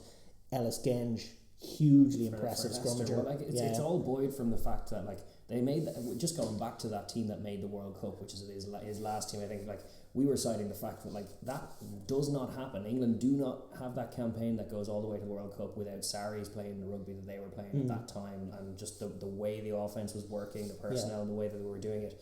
Now you look at the dynamic of the Premiership, and it has changed. For those couple of years where Sarries were punished and sent down, you had Exeter emerge as a driving force in their background, and England as such became a bit more kick heavy, a bit more defensive, a bit less innovative on the offensive side. Now, just with the landscape changing, Sarries have come back in, but they lost last week. They're finding it. Teams like Sale are defensively hungry. Teams like Leicester resurgent again this year. One of the stories of this year, Leicester Tigers, and George Ford is now back in. He had been axed, but he's now back into the squad in the absence of Faz, and with the undeniable form, as well as Quins, as well as Bristol under Pat Lam, and you still have Exeter. There's just a lot of really, really good sides playing different varied rugby for England to mine from. Yeah, exactly, and it's offensive based, but then there's also a real physical bed to it. Ellis Genge in there with Joe Marler as two loose head options is class. As far as hookers are concerned, you've still got Jamie George. That's so right. The talk of him being part of the Exodus was totally off base. He's still playing class rugby. World class. Himself and Cowan Dickey will form a powerful combination at hooker in terms of one coming on and one coming off. Then even at tight head, Joe Hayes for Leicester's been great. Will Stewart is still in there, incumbent, and then Kyle Sinclair obviously is your starter. That's as with Scotland. There's just a tiny concern at tight head there because Sinclair's form has dipped off a little bit, and he's been caught at a couple of scrums. But then in the locks, you've got the likes of Charlie Ewell's big unit. You've got Maro Toji, you've got Nick Ezekwe as well, who might come in. Obviously, they're a little slight in that area. Other than they make up for it in the back row, and you've got Sam Simmons and potentially Alex Donbrandt, one to come on, one to come off, or who knows, maybe them together. Tom Curry and his captain, and that's a few other options. Well, unfortunately, Barbieri, who was awesome for Wasps in their win against Toulouse and is a really class player, he's actually picked up a knock, so he's not going to be around. But they do have wonderful options in the back row, explosive ball carrying players, as well as a good bit of physicality in there as well. And it's a new look to that back row with guys like Underhill actually undergoing surgery as well. He's unfortunate. He actually had concussion issues as well, so he's undergoing return to play protocols too. It's so he's out, and then obviously the Vunipolos we were citing missing. So it is just a new look and a new kind of dynamic to that, how that's going to work, and Tom Curry being the constant to kind of keep it going. But just interesting to see how they operate. Yeah, and the other constant that's going to be in this team, as much as we like Rafi Quirk and we like Harry Randall, I suspect Ben Youngs with his 112 caps will be racking up 113 this weekend. He'll likely be partnering Marcus Smith with George Ford to come on off the bench, although it's an open question as to what to do in that 10 position, because if you have George Ford in there on the bench, you're probably going to want to use him. And then conversely, one is the veteran and one is a young player, and then your instinct is, throw the young guy in there and the veteran can come in and close out the game. Except that's potentially the opposite of what's true for Smith again and Ford, where forward is a guy who's going to do your nuts and bolts in those. Do the plan for the first 50, 60 minutes. There's a case to be made for him starting the game, controlling what goes on. He picks good options. He runs a good offense. He probably lacks some of the playmaking and explosivity that Smith lacks, certainly as far as running the ball, but also like Smith makes some killer passes that Ford probably doesn't quite have in his repertoire. But he's in class form. He runs a very nice offense. He picks good options. He gets them going forward. Leicester play a brand that is traditionally England rugby as well. Yeah. Forward oriented with some razzle dazzle and some clinicality out wide. Yeah, they move the ball well. He'll kick them into good areas. He'll get his pack very much on side. Occasionally has games where he runs cold and makes a lot of mistakes. Smith, I think, is the better player and the one I trust more. But there's an open question as to whether you really want to start with Smith, who tends to start games a little colder and finish them so well, that maybe the best combination is to certainly have Smith in there for the fourth quarter, because he's doing different things for Quins. I mean, it's a bit like watching some of those NFL quarterbacks when they got like the 2-minute drills, watching Quins this year, the way they come back into games, the way he just gets involved. Like, they'll return a kick and they'll be, whatever it is, 6 points down with a play to go, and he'll just be involved. He'll be everywhere. He'll be getting on the ball, leading runners in the right direction, threatening the defence in any way that he can, and ultimately in every game that we've seen near enough this year, opening them up and finding the probable win. The breakthrough. I don't know if I want to hold that guy off the field. It happened against the World Champs, which was so encouraging, because that is a serious bugbear for them, was the fact that they couldn't deal with what South Africa bring, which is just a bigger, meaner version of themselves in many ways, and it was just impossible for them to deal with for so long. But that seems changed with the addition of Marcus Smith and those guys who are a bit more gung-ho and a bit more kind of keen to find things in that last backs to the wall kind of scenario. And Scotland is another monkey to get off their backs. This is a good little way to kickstart their campaign. It's away from home, which means that if you can get a result, it's just such brucey bonus points at the start of a campaign like this. No question. In the midfield, unfortunately, one of the guys we didn't mention from an offensive point of view, who is going to become a fulcrum player of huge importance for them, is Joe Marchant, and he's like guaranteed going to be one of their biggest and most important players this year. But he did a couple of days ago test positive for COVID. Now, what was interesting was when they cut down their team on Tuesday, he was still there, which is curious, but I doubt if he has COVID that he'll be able to feature this week. Maybe if it's only Omicron, he can play. Who knows? But I don't know if that's quite the rule just yet. But they will have Henry Slade in there, I think, at 12, which is what they have been doing. Really lovely operator as well. I think he's very important to the team. Yeah, his left-footed kicking as well helps out enormously. I just looked his passing. It allowed them to vary the options so well, and we'll get into that as well when we're talking about their offense. And then obviously, as like in the absence of Marchant, you're possibly looking at Mark Atkinson and pushing Slade out. Luke Northmore is another option as well, but I don't foresee that happening. Then in the back three, you've got Freddie Stewart, who has locked down that fullback jersey, class player. And then a few interesting options on the wings. Johnny May's still in there, although his form isn't knocking the world out. He's undergoing some surgery. Oh, is he? Yeah, he requires surgery on his knee. Oh, right. Well, he's no longer in there. And then you've got the likes of Jack Noel, who hasn't played in a while. Max Malins, I think, has established himself. He'll probably be in there. And Ollie Hassel-Collins for London Irish, who has been very impressive, could be a potential bolter as well, as Tommy Freeman, who was in there in November. Yeah, some decent talent out there. I definitely think you're right in saying, much like Ireland with Hugo Keenan, it was that fullback jersey that was being tossed around. There was Furbank at fullback for a wee while before Freddie Stewart kind of jumped in and was like, I might take this jersey for the next 10 years, thanks. Indeed. Which it seems that way. He was absolutely awesome, and again, that great try that he found in that Springbok game, that was so key to them as well, and very physical from a young man. So exciting young backline. Different balance to them without the likes of like Tuilagi sitting people down in that 12 shirt. That was a very key part of how their backline worked, and guys like Johnny May, who've been the ever there. It'll be just a new look to them, and it'll be fun to see them take on what is, we were right from Scotland's point of view, like the challenge of getting outside that 13 channel with Harris, who's a lion, who's a very, very competent defender, and Scotland will probably be the more cohesive just on balance in terms of how many more test minutes they have. So it's a fun test for this young backline. I loved some of the patterns that they worked against the Springboks last November. One of the ones that they did early doors that really completely caught the Boks on the hop was they had Smith running the pivot in behind the position, the back of the screen, the tracking run. They had Henry Slade at first receiver and the short option to his outside. Pretty standard setup. And he can go flat or he can go back to Smith. So the Springbok defence is making the read off that. We're shutting down the inside, we're shutting down the outside. And Slade, from a difference-making point of view, takes that ball and whips it way out to the wide channels, straight, direct. Freddie Stewart on the ball, Koch on the hop. And it was those kind of plays, and what England are so great at when they're at their best is just mixing it up perfectly. Like, we just find the ways to open you up. Oh, Smith is coming out here, we got to watch him, he's quick, he's dangerous, he's their new man, we got to put a hit on him. All of a sudden, they just changed the plot completely by having a guy throw a 40-metre pass to the 12, who you weren't expecting that from. You were expecting one of maybe 3 passes, and he comes up with this fourth option that gets to the outside of you. And then they do that constantly. Later in the game, they put up a similar shape, and all of a sudden they hit Joe Marchant running the short line, the basic run, because they're alive to the outside threat. And when England are at their best, they mix that stuff up so well. They do. At their best, their passing game is top drawer, and that goes back to that Sarries team that were just running beautiful angles off the ball and creating this amazing pattern to watch go through multi-phase, and just very, very difficult to deal with and defend. And Jamie George is such a key part of that as well. I'd love to see him involved and just on the ball as often as possible. As a pivot point, he's great. Like, the deftness of hands, he never has to. Like, it's always an example. Like, loads of teams do go to the hit up a forward runner. You have an option here, or pull back to the 10, and like it'll be effective or not depending on how much you simulate that you could carry, and how much like the pass comes with a deftness of touch. And Jamie George is one, like Tyke Furlong for us, who just has good footballing qualities, where he's not going to like turn his shoulders out here before he releases the ball, telegraphing to me, you, everyone that is like the pass is not, no, I'm not carrying, I'm going to pass it back to my 10 that you can already shoot up and hit.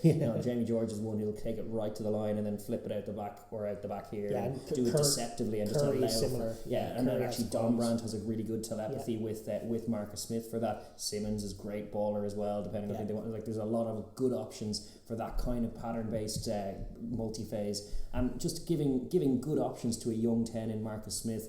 To try and just pick from and then play what's in front of him, which is what he's so great at, if you have runners of that quality and passers of that quality. So it'll be about them setting that tempo, which you're right in saying it'll probably be Ben Youngs, although the other halfbacks that they have in there are no strangers to tempo either. So I think they will be looking to win contacts first and foremost, which is where a lot of these things stem, but then clear the ruck quickly, get it into Smith's hands, get it into these guys' hands, and try and work Scotland in the defensive end. That's the important thing. You know, they're going to be running so many angles, trying to access so many areas. They're up against a defence that's very strong and that is turnover based. That will shoot for intercepts. They'll be trying to jackal. So you've got to clear the ruck. Clear the ruck. I've never seen anyone do as good a job under duress as actually DuPont managed last year against Scotland and against England particularly. But it was under all kinds of duress, and actually even in the All Black game last November and the Argentina game, where he was under scrappy pressure all the time, just skirting his head out and getting it clear. That'll be the mission for England's halfbacks as well, is just get it out of that breakdown, get it completely, and remove that tool from Scotland's defensive locker, which has been so effective for them in these Calcutta matchups. If you can just make it about something else entirely, that's a key point in terms of just getting towards winning conditions and for focus. England. Like, I think you're right to point out that England, like, if they're playing with the explosive confidence that we saw on the offensive end against the Springboks, they're okay with this being a shootout. They don't need to dominate up front. They need to focus on getting their nuts and bolts right at scrum. Like, Sinclair's going to lock it down. Sutherland's not getting a piece of you, no thanks. The line out needs to be solid, and they need to call that well, get their maul get that maul rumbling if they need to. But basically, they just want an even matchup up front. I don't think one or two guys like Genge probably fancy having a cut at Xander, but that's just a personal kind of loose head attack kind of mode. My whole thing is what they can't afford to do, even though they afforded to do it in Twickenham against the Box, is melt down the way they sometimes do when things don't go their way. Like, Scotland are a good pack. They've got to be used to that at this stage. They've got to be aware of the fact that England are going to be that Scotland are going to be on top of them in phases, and moments are going to go against you, and even periods are going to go against you, and not allow yourself to compound that by turning it into a high penalty. Hold your discipline, trust your offense, get yourself in good positions, defend when you have to, and try and be the more composed team. And I think with the likes of Smith in there, that the fourth quarter could easily go their way if they are in that position, especially with the things you said about Scotland and their penchant for not closing out No, games. indeed, Some might say versus as we were talking about Marcus Smith, this unbelievable track record for grabbing the necessary 3 tries in 7 minutes to win a game. Exactly. So I think that's the point, is just not to lose their discipline, and lose focus in the middle. That's got to be the message. I know, Curry is an interesting choice as captain, because he is as level-headed as they come for back row forwards, but he is still like a dog in the back row. And it's interesting they didn't go with Youngs, isn't it? Yeah, you kind of want a bit of disconnect and a bit of dispassion from your cap. You obviously want passion, but you want him to be dispassionate when he's talking to the ref. You don't want him to kind of remove himself red-faced from a ruck and then scream an F word at the ref, which will result in a yellow card, So those kinds of tilted moments that you were right to cite, they were happening in that game, that they were on course to lose before they managed to dig it out of the fire very impressively against the Springboks. You could just see those bad habits that are not unique to this England team. They've been with England for pretty much their whole kind of tenure in the professional era.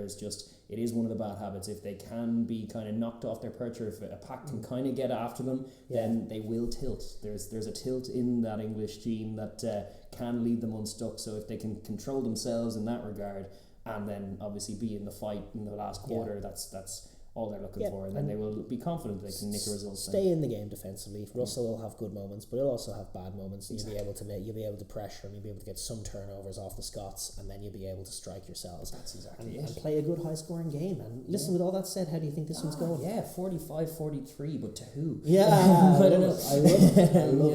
I would love for that to be the case. As I said, caveated by it could be a rainy, misty, horrible Saturday in Murrayfield because it is Edinburgh.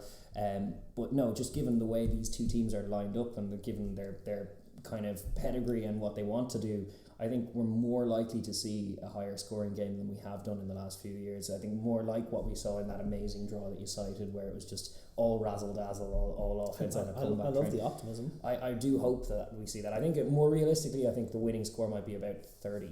And the losing score might be somewhere in the 20s. But I think, I love this.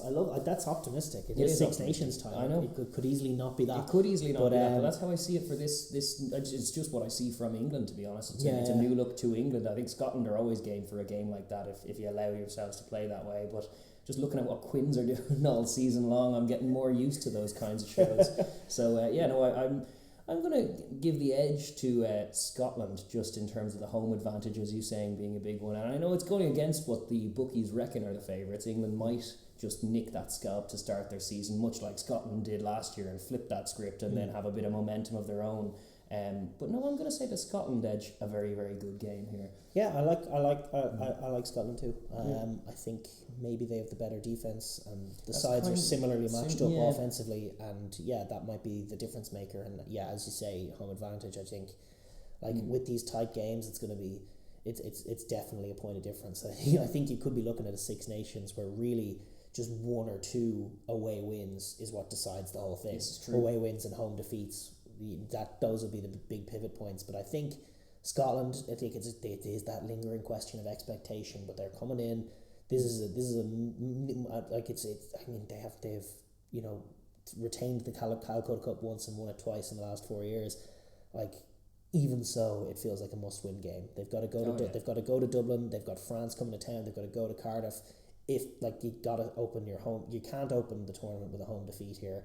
It would be Triple Crown gone. It would be all pretty much realistic hopes of winning the tournament gone in week 1, and then it's another year goes by, and then they can play some scintillating rugby and score some sexy tries from here on out. But they got to show up here in week 1, get this win. They are good enough to do it, and I do back them to do it. I think you're right. I think they are slightly the better team. Are you seeing a different game to what I'm seeing though? No, it's similar enough. I mean, you always imagine the offense is probably winning a little more than they usually do. There'll be fallow periods in the game regardless of what happens. So I think possibly a little lower scoring, but still nonetheless 23-16. Yeah, nonetheless with some good tries in there. Yeah, maybe 26-20 or something like that. But I'll give the edge to Scotland. Okay, what do you reckon? I'm sure there are many people who are stewing, many English fans going, what? What? Well, we'll see. We'll see. They can still easily win the tournament. They could. Yeah. I'm not writing anyone off, but it's symptomatic of just how close these top 5 sides in the Six Nations really are, and how it's going to be fine margins either way, and I'm just expecting scintillating rugby. It's a great show for the opening weekend and the opening Saturday to have obviously starting in Dublin, but then moving over to Murrayfield to see the Calcutta Cup. It is what it's all about. I'm very excited for this one. Oh, totally. It's going to be a super Saturday in Six Nations. Not quite the Super Saturday, but one of. Two big games to kick off the tournament and kick off the international season. We're going to move on then to Sunday's game, where France host Italy in the all-mainland European derby, if you want to look at it that way. Battle of the Blues, Mediterranean melee. One-sided mismatch, whichever kind of moniker you want to put on the game. This one's going to be at the Stade de France in Paris. It's kicks off at 3 o'clock on Sunday. It's going to be reffed by Mike Adamson and Nika Amushkeli, the Georgian referees on the sidelines. His star continues to rise with Damon Murphy and Brett Cronin of Rugby Australia in the box. Just even from a colour point of view, starting by just looking at this French team, this all singing, all dancing, wonderful French team. It's getting to that stage now. We said it about Scotland as well, but I think same criticisms have to arise. When are you going to win something? And you would have thought like that Australian tour. That Australian tour, like that last play with the crazy wild stuff where you just had to kick it off and they failed to do that, and it's like wild because for each one of those moments you have that moment of just Entimac gloriously gliding out of his own end zone and finding a no-look ball to break New Zealand hearts, and like they're from the sublime to the absolutely ridiculous. But what is tough about that is that the Six Nations is a long campaign, and that's what's useful about it in terms of World Cup prep, which is what they are focused on ever since the last World Cup. It's 2023 in France. That is at the forefront of their minds, but part of preparation for that has to be just ticking off a trophy along the way. I mean, and they beat the All Blacks, and positivity is really high, and they have a famously good squad. But things are ratcheting up now. I did take this quote from Galtier, who was saying, 2 years ago when I took up the position, people tapped me on the shoulder and said, good luck. Now people tap me on the shoulder and say, we can win, we need to win, we have to win competitions, you have to win, and that's it, and it's changed. It's probably a good thing. He's happy with that. He was spinning that as a positive. It is a positive. Absolutely. It just puts them on track, but it also ratchets up the pressure and means that those moments when things go wrong will be more costly if they do come to this French team, obviously coming off a historically good win against the All Blacks, where in moments they were just fantastic. Absolutely. Looking the best team in the world for those brief moments, and they very much do. Regardless of what the ranking is, when they are in flow, it's just like, who can live with this team? It's amazing. They see things that other teams don't see. They're all in sync with one another. They have deceptive speed advantage and lovely synchronized offensive play between forwards and backs, but they have a physicality and explosivity, a pace and a rugby vision and style that is so unique and so tough, as well as a couple of years now under, or like 3 years under an Edwards defense as well, Sean Edwards, so it's just a bit more robust on their goal line. It's a bit quicker to fold around the corner, which during the mid-aughts and stuff was terrible crime of kind of unfit French teams of a few years ago, where they would just be caught slow on the fold and caught on the hop, whereas that's less of palpable of a problem in this side.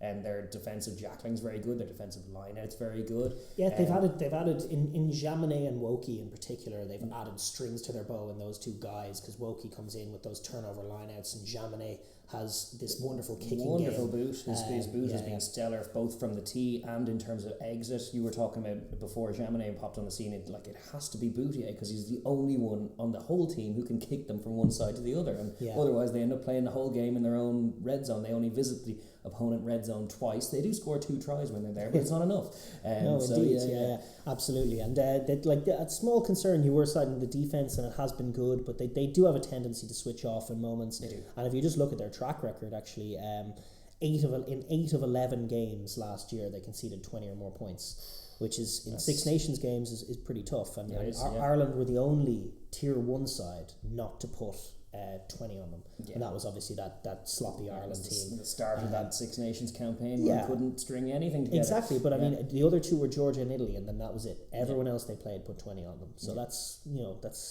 definitely a point of concern, especially if the games are going to be tight. That they might, and it's not even a systems thing so much as it's a switchy offy thing. Yes, it is, which is a massive concern for them. It's just, how do you manage that from a coaching point of view? I don't know. How do you allow for it? It's like, well, if it's okay if we are 40 points up, it's a 10. And it is, if that's what you can do every week. But the Six Nations is funny, and it is decided on small margins. And you look at, you're just gifting a Scotland to try at the end of that game in Paris. that adds up. Yes. You do that a lot, that adds up. Indeed, and it's very tough to win a campaign that's 5 on the bounce with one result that may be decided by moments like that, and then the World Cup is 7 on the bounce. Yeah, if they can at least 6 on the bounce to win, and it's like you got to iron out those bad habits to have any hope of going and winning the thing, which is exactly where their hopes lie. Yeah, if they concede 20 in the 4 games that aren't the Italy game this year, that'll kill them. Win all 4 of them. That'll kill them if they're doing that. Yeah, that'll kill them. So they have to be careful. Yeah. Listen, we're going to just take a brief look at Italy as well. Never meant from their colours. Like, when will they win any of them? When will they register a table point? Yes, the big that would question. be their first one since 2016. They are on a 5-year pointless streak in every sense of the word. And listen, their losing streak now in the Six Nations at 32. The last win was in February 2015 against Scotland. The last win in Rome was in March 2013 against Ireland. Yeah. It was Franco Smith's project for the last couple of years. He's actually moved on. He's now the director of high performance, and he's been replaced by the very impressive Kieran Crowley, who's obviously been Treviso's guard for the last few years, Italy won a test for the first time in 2 years in November at the expense of Uruguay, which is definitely a positive thing. It was, however, it wasn't. We watched that game and it wasn't totally convincing from Italy. They were the better team. That much was clear, but it wasn't clear whether they were going to win it for the entirety of the game. Despite that, so it's very tough when you have a losing tradition like that. It's not even a tradition; it's a personnel. Like they are a tier 2 team against in a tier 1 competition with brutally good teams that are improving at a faster rate than they are. But it was also telling in that game, like they are a tier 2 team, but they are at the top echelons of that, and they came across a tired Uruguay at the end of their season, and like they did look the better side, but what was telling was that they didn't look confident with it. Like there's just that intangible thing of confidence. Like they haven't been used to being the better side on any pitch against any opposition for any length of time. So now that they are, what do they do with it? And the answers weren't wholly convincing, which was unfortunate because it was their one opportunity to get a win, and they did get that win, but it was still marred by being slightly ugly at times, which is unfortunate for them because now they go in and again, like no table points for the last 3 years, I think it is on the thing. And they open this tournament with France, England, Ireland. The schedulers are just throwing them to the wolves as well, all on Sundays, all completely like it's just there. It's got to be the focus for them is find a table point because, geez, otherwise that's the only way to chart some progression. So regular viewers of the podcast for the last few years are going to know where I'm going with this one. My macro point that goes into every Italy preview every year during the Six Nations is how do you get a table point? Well, now, if our defence averages a concession of 40 to 50 points per game, maybe improve that is one answer, but if they've tried improving for the last few years, the only possible way I can see them getting any table point is by scoring 4 tries in one game. And so can you see them scoring 4 tries? No, not particularly. I think it's still unlikely, but I still the second I can't fathom why they would go to Paris and have a decent opening stanza in the first 5 minutes, win a penalty, and chip over 3 points. They want that 3-0 lead. Don't do it. They want to be able to screenshot the scoreboard. 3-0 is, to my mind, worse than 0-0 for Italy because it is one of their maybe 3, hopefully 4 chances to score in the game, and it's only 3. It's not going to help them get that table point at all, whereas 4 tries will. So that is my macro point for Italy, is just go for it and attack. You are the worst team. You are, as you were saying, a tier 2 side in a tier 1 comp. So your odds are slim. Your chances are very, very slight. You have a young enough team dynamic-wise. You do have decent attacking impetus through guys like Varney, through guys like Garbisi, who is now playing in top tours levels. Doing pretty well. Just back those guys to try and score against these. Like that's the only MO for Italy for me, is just go for it. Be brave, and then maybe you get rewards and you get that ugly donut off. Whatever about scrapping the donut off by chipping the 3 over in the game? What about the donut that's on the table for 3 years in a row? 0 points scored in the Six Nations. It's like that's the one that's got to go. So for me, that is my regular point. But be ready for that one over the course of the Six Nations because Italy play a team every week, it turns out, and it's pretty much the same mantra from me, is just go for it. Try and score 4 tries. Yeah, listen, looking at this game such as it is from the point of view of each side, obviously you're going to start with France. And just from a squad point of view, first of all, they have had some big positive news this week where they actually got a number of players back. They had a bit of a COVID scare. They had a few guys drop out. It's curious semantically to say positive news. Positive, you mean good news. Positive good news. They had some positive bad news before some positive good news. Yeah. But actually, like they were set to be without Cyril Bay, Winnie Antonio, the barrel-chested Barlow, Francois Croce, Jay Lange, Bernard Leroux, Antoine Dupont, and Ntamak, Jalibert, Labelle, Taufi Fanua. All back. Good. All back and in good stead and married with just like this wonderful list of options. They have, endless options and endless class all through their team.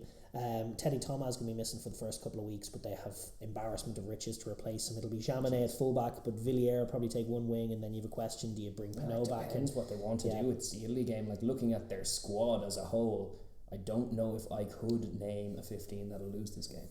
No, you couldn't. They're a fabulous bunch of players. They are missing Woki, which is unfortunate. That loses them some of that defensive line out impetus. But they do have Thibaut Flamand, who's burst onto the scene as well. Yeah. And then the likes of Willemse and Taufi Fanua, just a and huge. Even Camara's a very good athlete in the Woki mould as well in that back row. Yeah, They could go like for like there, and Sekou Makalu is rangy in that way as well. True. But Cretan and Jay Lange is a wonderful line-out operator, and Greg Aldrich in there as well. Huge bunch of options. And then the question at halfback, it is the incumbent Dupont Ntamak after their masterclass against the All Blacks.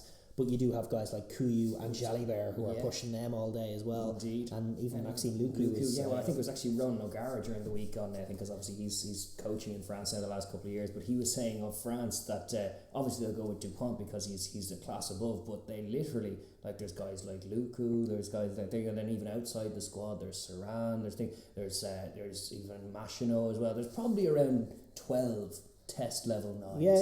And it's true. There's just that Antoine Dupont is your global world player of the year caliber player at 9, and then there's the rest of them who are all brilliant. I really do envy France their stocks and their instincts at 9. I think all of them are bloody brilliant. And then what about the guy like Gael Ficou as the class operator in the midfield, potentially with his club teammate now Vakatawa to link up with. That I haven't quite seen at test level yet, but they also still have Jonathan Dante, who was obviously brilliant last year, got a fair few minutes out in Australia for them as well. They've quietly been building minutes across the park for all of these guys. Part of it forced through injury, and then others just forced through different the club situation with the Autumn Nations Cup, followed by the club situation with the test tour to Australia. It ended up helping them a lot because their B teams did really well, and then they just have an embarrassment of riches to choose from. I mean, it's from a French point of view, it's a matchup based game plan where it's just about first of all offense. I love the instincts when they're on the ball between Dupont and Ntamak. They are always looking for that gap. They're always they're just testing you. They'll go. It's not necessarily a case of reading your defense as much as it is just testing you everywhere. Like Dupont will pick, he'll have a snipe, he'll dump the ball off if there's nothing there. Then Ficou will just throw it wide. Is there anything out here for our guys? Maybe Aldrich might fend a guy. Guys will pick lines off him. If that breaks down, they'll go back across the other end. Someone will be hitting a hard line. They just move the ball really well and then test you everywhere until you break. And they have wonderful clinical attacking tracking lines. And when the game breaks down and is crazy, like when a loose pass goes to ground, they just strike like nobody else. They really are really alive to the chaos. Absolutely true. What they'll be looking for in terms of this game is exactly that. It'll be all offense. It'll be momentum for the campaign. I think it'll be a chance to get the home crowd in and get them raucous, treat them to a load of sexy tries and some lovely rugby. Be prepared for big challenge against Daragh next week, and then a break. So it's a good little starting block for France, and this is why a lot of bookies are touting France. Certainly, if you're looking at betting websites on the French side of the channel, then France are firm favourites for the competition. If you're in the England side, then England are favourites for the competition. It's funny because people bet on themselves. Indeed, isn't it? If you're in Ireland, actually, Ireland are slight favourites. Is that right? Yeah, that's funny. So it's just what about in Italy? In Italy are not. You probably get the most honest assessment. You probably would. I haven't checked their odds makers. But no, from France's point of view, this is just a momentum builder for them. The only thing that could go, I suppose in theory they could lose it, but the only thing that could come wrong is naming a slightly changed team and being a little bit disjointed and getting into a scrap. They've got a great record of putting tier 2 teams away. Like they struggled against Georgia last autumn. They did. In times, they got bailed out by the ref a little bit in that game. They were unconvincing. They were a little sloppy. They were a little dialed out. They can be temperamental in that way.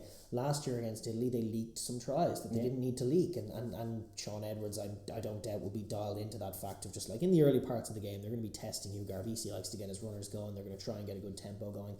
Get after them. Yes. Stop them. Do not let this happen. You're bigger, you're stronger, and it's a case of Edwards getting the anger going and going, listen, I'm gonna work you into an early grave if you go out there and shame me. You're against definitely right, team. and that is an instinct, and that is something that could happen in this matchup. But one of the things that is a mitigating thing against that is like that was a warm up game before their eyes were on the All Blacks at the end of November. This is for the November. Yeah, but this is the first test of a new Six Nations campaign that they want to win in the Stade de France with a full crowd or close to full crowd. They'll want to perform there for it, and it is only Italy in front of them. So even with a few mistakes in the first quarter and a bit of dialed out stuff, I still think there's enough time for them to adjust and to cope with what Italy will be throwing at them, and to kind of impose themselves on Italy, be solid at set piece is one thing that they definitely should be, because the matchups are very good for them. And to be honest, going forward, it was a concern last Six Nations was just how their front row ended up matching up in the business end of the comp. So they'll want to be tidy now that they're starting against Italy. Momentum in all facets of the game, be as tidy as you can, rack up a score, put on a show. It's a Sunday. Yes, is that how France do things? Tidy? I don't know. I think it could be messier than that. Yeah. But anyway, to look at it from Italy's point of view, first of all, just from a squad point of view, Crowley has gone with 23 of 33 in the squad from Benetton. Yes. Just 5 from Zebra, who have had a pretty disastrous year, and one that has been quietly really badly disrupted by COVID. It's always Zebra who seem to be missing out on games. They've had a very incomplete schedule so far.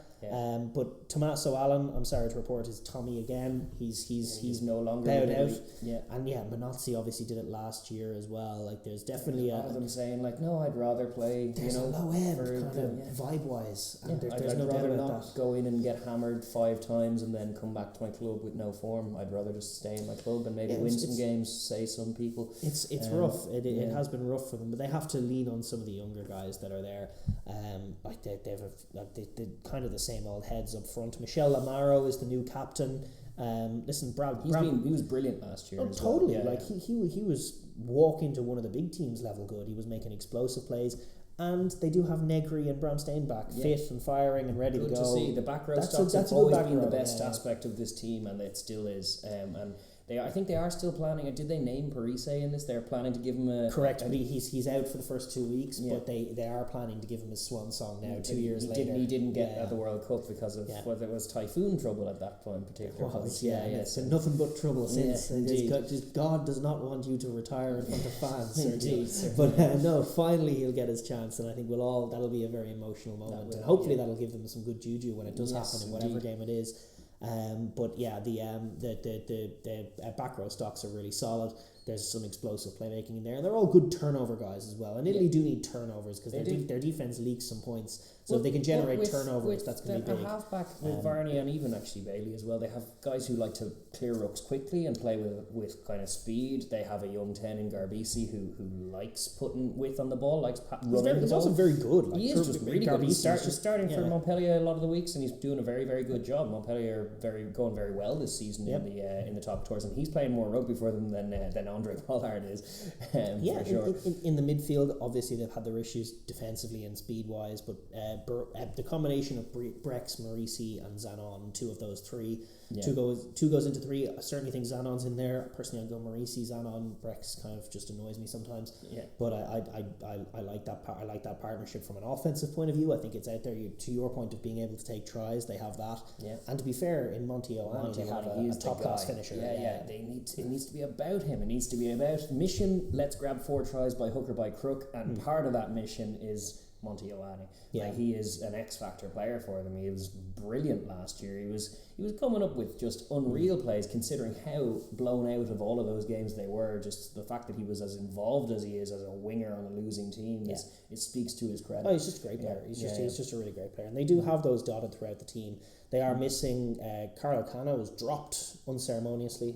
I like Carlo Cano, but what are you going to do? Yeah. Marco Riccioni, the very impressive Saracens tight head, still not back available yet. Yeah, and likewise Jake Pellegrini, who's had a really long stint on the sidelines now. So he was obviously he was in brilliant form before that injury, but he's been out for so long now. Yeah. So they're missing a few players, but it's good to see guys like Bramstein and Negri back as well. So this the squad is it is what it is. There's obviously slightly vexing things like Tommy Allen. Obviously he's not pure. He was an under 20s. He was in Scotland, and now he's. No, I would have. They would have had a use for him if they would have. And as you were saying, it was Minozzi a couple of years ago doing the same thing, and that is a macro kind of negative. Is just like the carrot of playing in the Six Nations, which is a huge carrot for any certainly in Ireland should be for any player, but just the weary fatigue of these Italy campaigns. Something's got to change soon, so it's just got to be gung-ho, go for it. You've got a young profile. You've got guys like Monty Ioane. You've got good back row guys to create turnovers. Turnovers. 23 of this 33, actually 24, because Garbisi was there. They won a tournament, which is something so rare. They won the Rainbow Cup last year, kind of the makeshift tournament that they replaced the latter stages of the URC with, or the Pro 14 as it was in the time. They actually went and won that cup. It was very impressive. They played some good footy. Are champions, and that will remain true forever, because I don't know if there's going to be a Rainbow Cup. But you're right in saying some silverware in Italy. I know that they stepped up. Now listen, to be competitive at URC level is a good thing, and it's not where they were for a very long time. There's like URC, Europe, test level. Yeah. So it is different. I don't get France and Paris test level as well. Indeed, just through the roof. So I mean, it's not going to be the be all and end all, but it is good that they have that experience of winning, and they can be just a little more competitive, and maybe get back to that place where they could at least make it a game for 40-50 minutes. Start with organisation, start with a good defence, get some turnovers, open up the game, score some tries. And then, before the inevitable crash towards the tail end, which will come when France click, and they're just not going to be able to live with them. But indeed. How do you see it going? How many points up for France? Yeah, probably the same result. Well, wasn't it last year? It was bizarre how it was pretty much the same result between all of the big five in Italy. It was around 40-something or 50-something to 10. It was roughly I can rattle through their results here. Last year's Six Nations, it was... Yeah, well, you were right. You were right about France. It started 50-10 to France, then 41-18 to England, then 48-10 to Ireland, then 48-7 to Wales, then 52-10 to Scotland. So and 47-9 to the All Blacks. That's why did that game have to happen? That's what's good. And now Tommy Allen doesn't want to play anymore because they just end up having to go out and do games like that. That's no purpose served by that game at all. So I would say something 40-something or 50-something to 10. You don't think any improvement? No, I'll go for an improvement. And in 10 is I'll say a scrappy France and a good Italy meet, and it's 33-16. How about that? That'd be. I would love that game. No bonus points. No bonus points. The other little Mike thing, go for 4 tries is obviously my mantra, to try and get that ugly 0 off their table points scenario. But the other little kind of mini goal that I give for tier 2 sides when they face tier 1 sides is try and score 20 points in the game. Somehow score 20 points. You'll be in a shootout because they'll be fancying attacking you. 20 points is up for grabs, but not if you start 3-6-9, then you're not going to score 20 points. So that's my only mission statement for Italy. For 33-16. For France, I think it'll be just cruise control, la victoire, and momentum for the French to go rolling on with. It's the least interesting game, but a good curtain raiser for this French team as well, and hopefully a chance. Free momentum. Yeah, I hate that free momentum. We have to beat Wales to get any. Sure. Listen, hopefully Italy can improve this year. But listen, that for now parks the Six Nations, and that is going to be the opening weekend. It's going to be meaty. It's going to be brilliant to have it back. We're really looking forward to all of those games this weekend. I don't doubt that you are. Let us know how you feel this one's going to go, how you feel all games are going to go, down in the comments. But for now, we're going to take a break, and when we come back, we're going to be looking at Rugby Europe. That's right. Yes, it is the Rugby Europe Championship 2022 and part 2 of the Rugby World Cup 2023 qualification picture, which is kind of where a lot of the intrigue comes from this one, especially with the dominant force of Georgia that are in this tournament. But it's a great competition. It always produces some really, really fun games, and they're all free to air broadcast. You can watch them on rugbyeurope.com. You can watch them live, or you can watch them back. So there's no reason to not get excited about this tournament. It goes along for the final stanza this year. It's going to go right alongside the Six Nations. So there's going to be 3 games in this competition each week alongside the Six Nations ones. Gaps in the same week, so it'll be just tier 1, tier 2 picture in Europe being painted, and this is very, very intriguing because now we were following it last year. There were a lot of permutations in that race for a second spot because Georgia won a Grand Slam, as is very often the way it goes in this tournament. Just to look at the way it finished last year, obviously it's a clean slate this year, so everyone starts at 0-0. There's still a chance to win the tournament, but in the context of World Cup qualifying, which is kind of the big card for all of them, then the standings are Georgia on top with 24 points. Then in second, Romania with 14 points, just ahead of Portugal, who are also on 14 points. I think it's on a head-to-head, or it might be on points difference, but they're just ahead despite the equal points, and 10 points shy of Georgia.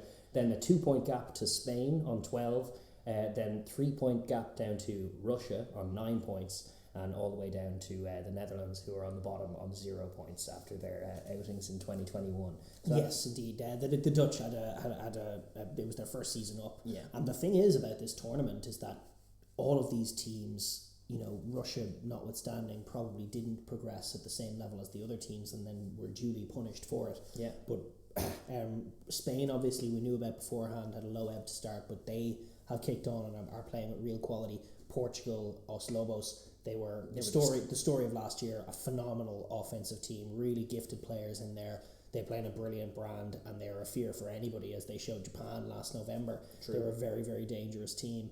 Romania under Andy Robinson, an absolute revelation. Yeah. What a decision. I was so skeptical when he came in. He's had some bad stints with teams, but he's done such a good job there. They put together a really fine team, and of those kind of 3 teams, one of them is going to miss out entirely. Indeed. Well, if you're going to say that Europe won, which is the trophy going to Georgia, I mean they have a 10-point buffer in the race for that, as well as odds on to win it again. Odds on, but and not we'll get to this, but necessarily. they've advanced themselves and have stayed ahead of the pack. But they got to be looking back at this pack with a little bit of concern. Oh because the gap there's is definitely probably danger. There's definitely danger for them. But if you're talking about in terms of the World Cup qualification, to your point, if you're going to think of it from a Russian point of view, you got to consider Europe 1 way out of reach. That's done. That's sewn up. That's probably Georgia, which means there's Europe 2, that spot available, and then there's 1 wild card spot in the repechage for 3rd place as well. And then that means of those few teams, 1 good team is going to leave it or miss out on the end of this tournament. 2 competent teams, because Russia themselves are a competent team. They went to the World Cup the last time out and did themselves no bad credit, and they would likely go to the World Cup and do something similar to what they did last time, which is make some good plays. Scored the opening try of that World Cup against the Japanese. Be awkward for some teams, but then there's the potential of some of these better teams to really make a go of it, which is very, very exciting. But as you rightly point out, we're going to be saying goodbye to a really good team at the end of this year, and that much is a shame. But I gotta say, the brand of rugby that's been played in this tournament, with particularly Spain and Portugal, Romania and Georgia both playing more expansive rugby. I mean, there was a time when this was just a grinded out, forward oriented tournament that the big Eastern European teams always won, and it always came down to one of those kind of derby games, which was decided by the dominant scrum and the dominant kicking game. It is so different from that now. There's really advanced rugby thinking. Even on the bottom end of it, like the Netherlands as a tier 2 verging on tier 3 level team in this, they struggle with the intensity, but they're quite a large team. They scored some nice tries themselves. They play on an Astro pitch that's conducive to running rugby with big end zones that are chip and chase tries. It's like the opposite criticism you have of Bath, where you're looking at their pitch going lovely old stadium. Why is your pitch a mud bath, and then you can't run in it? They're all playing on better surfaces as well, and there's definitely just some really, really tidy, good rugby going on, and it's just become a more joyful watch. The only thing that I'm hoping this year is that Rugby Europe can sort out their broadcasts, because as much as they offer it for free, and that's great, Yes. they have a demon in charge of their audio mixing, and It's true. it does take from the game sometimes when they just fade down the crowd and fade up a commentator whose signal is a bit messy and muffled. His mic is peaking. It's just, you can't hear the crowd. You can just hear the peaking murmurs of man. Yeah, I know it's run on the cheap, but it feels like it could be a lot better. This is run on the cheap. What we're doing is we could probably be better too, but Yeah. I mean, they're broadcasting the games, and that much I hope will improve this year, because outside of that, they provide a great service. They show the games, their broadcast they're well produce accessible. highlights as well from them. Yeah, correct. So, you can go on YouTube and find them, and there's just some real intrigue ahead of the World Cup. And make no mistake, whoever comes out of this will be battle hardened and ready to go at the World Cup. Absolutely, yeah, no, it's a cutthroat competition. It's going to be pretty ruthless. But this weekend, as we were building to, we do have 3 games to look ahead to. Starting off in Romania, in Bucharest, at the Stadium Arc de Triomphe in Bucharest. That's going to be, I think, 12:30 local, or 12:30 kickoff time UTC. That's 2:30 local time, so an afternoon game for the local fans. And Romania hosting Russia. It's one with intrigue. Like, Romania really are coming off, like, this fixture last year was the kind of check to their momentum that really did deflate them. It was a poor performance from them out in Romania, or out in Russia. They were ill-disciplined. Their line-out was an absolute shambles that day, and they were duly punished by Russia, who clinically took threes. Undone by their defence, and they ended up conceding a lot of penalties in that area, undone by the boot of Ramil Gaisan. All of that stuff really got at them, and they were kind of exposed for being a little bit of a blunt instrument themselves. They were physical, but they weren't using their skills appropriately. And now, to be fair, to look at it, 12 months on, they fought past that defeat, and they've come back with a mighty improvements all right across the board. Some impressive performances, digging out that result against Portugal when they were blown away and were out of it towards the end. That was a huge momentum shift for them in the context of this race for second that they are very much at the forefront of at the minute, but that is where they want to be, is at the World Cup, and they were missing from it last time. They were kind of in the wilderness, but they are a nation with a great rugby tradition, and you were right in citing the appointment of Robinson has been great for them. This new stadium, the Arc de Triomphe, has been really good home for them as well. That performance they put in against the Argentinians at the start of the summer last year was such a big watershed moment for them. They started to believe off the back of that they can really mix it big time. And since then it's been non-stop brilliance.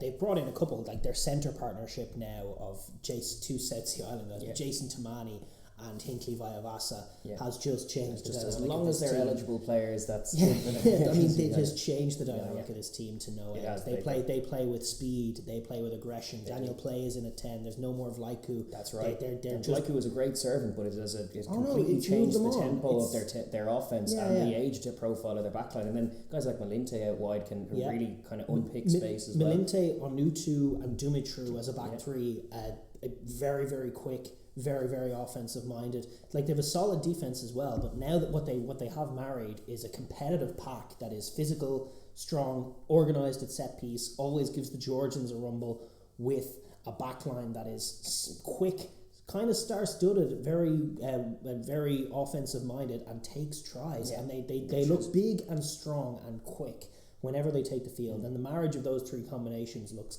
very, very powerful. I think it's actually the latter of your attributes that is their biggest point of difference in this matchup against Russia, which is one that will be pinned to their notice board. That was a very, very disappointing performance this time 12 months ago against them. I heard. So it will be like fresh in their minds that we can't allow that to happen again. We need to make redemptive stuff going, and really it would sink the Russians kind of in terms of their campaign for second as well. But this would be a lot of demons to exercise, and it is, like, to your point, yes, they are big, they are powerful, but it is the pace that is the most difference, because it was two blunt instruments running into each other last year. That was the matchup, and Russia, as the more disciplined, patient side in that particular game, ended up edging it with some accurate goal kicking to be clinical in that regard. But now Russia are quite a slow, blunt force themselves at the worst times. Their backline is a little bit just lacking for pace. This Romania side looks primed to get after them, particularly at home on day one. No, indeed. And to your point, there was an interview with Rugby Europe did with Marius Antonescu, who's one of the lock forwards that they have, and he was very much harking on that point of that game last year. He said they talked about it in camp. It was a big deal. They wanted to right that wrong, and they really are targeting this game. To my eye, they seem sort of remarkably professional, organised, disciplined, and determined. Hungry. Like they want to right the wrong of 4 years ago not making the World Cup. They don't want upstarts like Portugal getting them out of there as well. I mean, that's going to be, you talk about your big games when Romania play Portugal in this competition, it's going to go off. Yeah. But I mean, that, like, to my eye, they look really, really impressive. They look like old school Romania could maybe hang with a tier 1 team for a bit. And did against Argentina. Last year, that's why they look that way. Like, it's just again, it's kind of a lack of weakness thing. Like, if tier 1 team thinks they're going to come in and bully them, they're not actually. They're not going to get those physical stuff. Their defense is improving, and now they can take tries, and now they can be competitive in the offensive area as well. Yeah. So the improvement of standard right across the board of Test rugby has been one of the joys to watch over the last even couple of years. Yeah. And Romania are right at the forefront of that, and I think they'll be determined to show the advancement that they've made even in the last year by completely flipping the script of facing what is a physical Russia team and a difficult Russia team, but by being quicker, as you say. By being quicker, and therefore things like bonus points, which will be important at the end. They're level with Portugal now. I think it's in the mix here. If they can hit their straps early doors, kind of put the squeeze on, get a couple of scores up, and the Russian heads do have a tendency to drop, so you can kind of turn the screw from there and run in a few scores, which will help their cause too.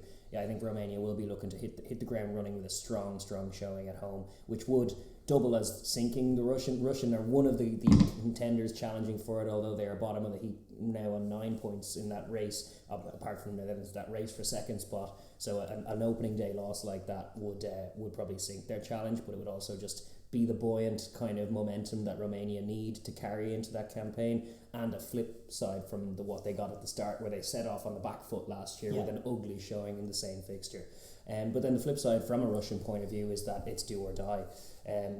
For all the same reason, it's backs to the wall. They're only on 9 points, and they're a few points adrift. That's 5 points adrift of Romania and Portugal before they even play a game in this tournament. So that's a lot of points to make up if you're going to get second or third place, and it involves winning in Romania, and it probably involves losing bonus points in Tbilisi, and it involves winning in it involves massive showings that, it's tough to know where they're coming from, because their last outing against Spain, you're right in saying, was an absolute shellacking, wasn't it? Like 48-14 or something to that end. And it was. So the Bears are coming in with very little momentum, but they are hungry too. They very much did themselves proud in that Japanese World Cup when they ended up going to it. They definitely can rise to the occasion. They are proud, and they are very physical. That much is true. My doubts about them are related to speed. I think they are at a speed disadvantage pretty much every time they take the pitch, and it's an uphill battle to accrue scores when that's the case. So they're going to have to try and make this an arm wrestle that they can win, which they did last year. It's tough to know if they can manage it against this new look Romania side. Yeah, no question. And when you look at the way they ended last year with that really, really tough loss to Spain, it did look raggedy. And then you had Lynn Jones coming out and giving one of the strangest post-match interviews where he was like, "And now I'm going home to Wales." He said that to the Russian reporter after his defeat, before he'd even announced his retirement. It felt like the end of that whole saga, and it was a sad end. They were completely lost by the end. True. And but now they've got a refreshing introduction, one that is desperately needed at this time, and they're hoping to get a bit of a Razzie Erasmus juju where things turn around instantly. Because they have this guy Dick Muir, who's come in as head coach, and he's got some serious credentials in South Africa. He was in charge of the Sharks when they actually made the Super Rugby final back in 2007. I think of that Brian Abana heartbreak try. Dick Muir was their coach then. He was assistant coach for that brilliant Bok team in 2009. So he has some real credentials in coaching. He had gone off and done some more administrative work, and then he was in charge of the Sharks Academy, but now he's taken this opportunity to come back in and coach this Romanian team. This Russian team. That is that's big for them. I think that's a accredited guy with a decent track record of being a head coach. And he's a Safa, which is kind of in their mold. They're physical first, and they kind of want to, before you get a Kiwi in, you kind of get a Safa head in and try and tighten up. But also, I still believe that they do need speed, just new speed in the backline in general. But that's something that a new coach may find. A new coach usually might be impressed. He'll come in with a fresh eyes to camp and maybe find that too, as well as just the confidence that, as you were right to cite, like that post-match interview was pretty the pits, and it's probably a low enough ebb in the dressing room that any new voice and any new encouragement can just refresh a team. I've heard him talking as well, and what he said is Well, he repeatedly cited Portugal as a team that he's really impressed with in terms of watching the Rugby Europe, and he's saying he's loved their improvement. He also said that his focus has always been on ball skills and developing skill sets of players. That seems to be a point of focus for him, as well as having obviously those SAFA credentials where you'd rely on the ability of forward understand the importance of things like set piece and things like forwards. Yeah, he wants to get them playing rugby, and I think he's going to emphasise with them that.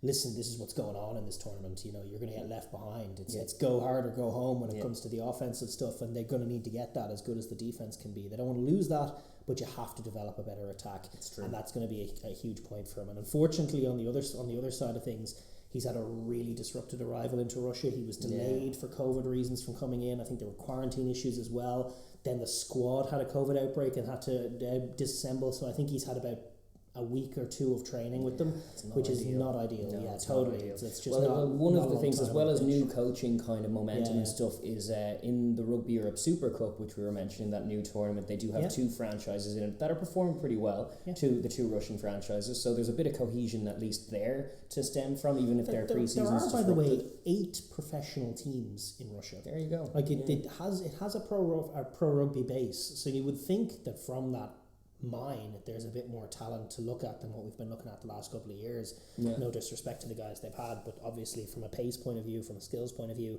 they're going to need to find the right guys. But yes, NSA STM are right up there, ready to make the knockouts of that competition. I think they had a good win over Black Lion, Georgia thing, so that's encouraging going into any Rugby Europe campaign. If you can get any kind of wins against any kind of Georgians, that's usually good in the context of this tournament. But at an administrative level, they've also been really trying to work the screws of this new eligibility rule. Yes, indeed. Like nobody else. The Russians are on it. They're always on it for those kinds of. There was a lot of talent out of Moldovan rugby, especially forward talent. Like there's a bit of a rugby tradition in Moldova, quietly, but I think at an administrative level, they're kind of a basket case. Sure. And so Russia are going, this guy. Give me them. They already have 3 who got permission. Victor Arkip, Mason I'm going to butcher these names, Gargalik and Anton Makarenko. So I mean, they're working really hard on bolstering their squad through that avenue as well, as they always do. Every little angle the Russians will work on pretty well, which is definitely going to be a positive for them. But obviously, coming off that defeat to Spain, it was 49-12. Huge momentum sapping, kind of confidence draining. Yeah, I was going to go room for improvement, but absolute kick in the nuts to end the campaign last year, and it sets them off way behind where they need to be, and that's why they're 5 points adrift of the other teams that are in competition with them. The offense is going to be important. The speed improvements that we know they need to make, that's going to be important. But I think priority 1 is kind of stopping this Russian team. It starts with stopping Vyavasa, who's just cutting teams apart. Like, you need to have a defensive mind to just get after them. You've got to arrive to the pitch out in Bucharest and kind of be combative and be physical as you know you can be. Every game's a final in Russia's position. Exactly. And their backs to the walls if they want to make a World Cup, which we know they assuredly do.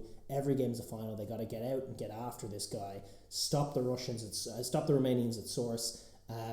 Turn it into one of those kind of offensive secondary kind of games, because they're getting after them defensively. Slow the Romanians down, win the forward battle, win your turnovers. Decisive maul try, good times. Exactly right. It's going to be on them to be physical and to be strong and to get after these this Romanian pack and attack, and to get them to turn back into the team they were last year. I mean, you saw the model last year. I think it'll just take a little more effort-wise both because it's away from home and because Romania are resurgent and the ones carrying momentum. With all that being said, how do you see it going?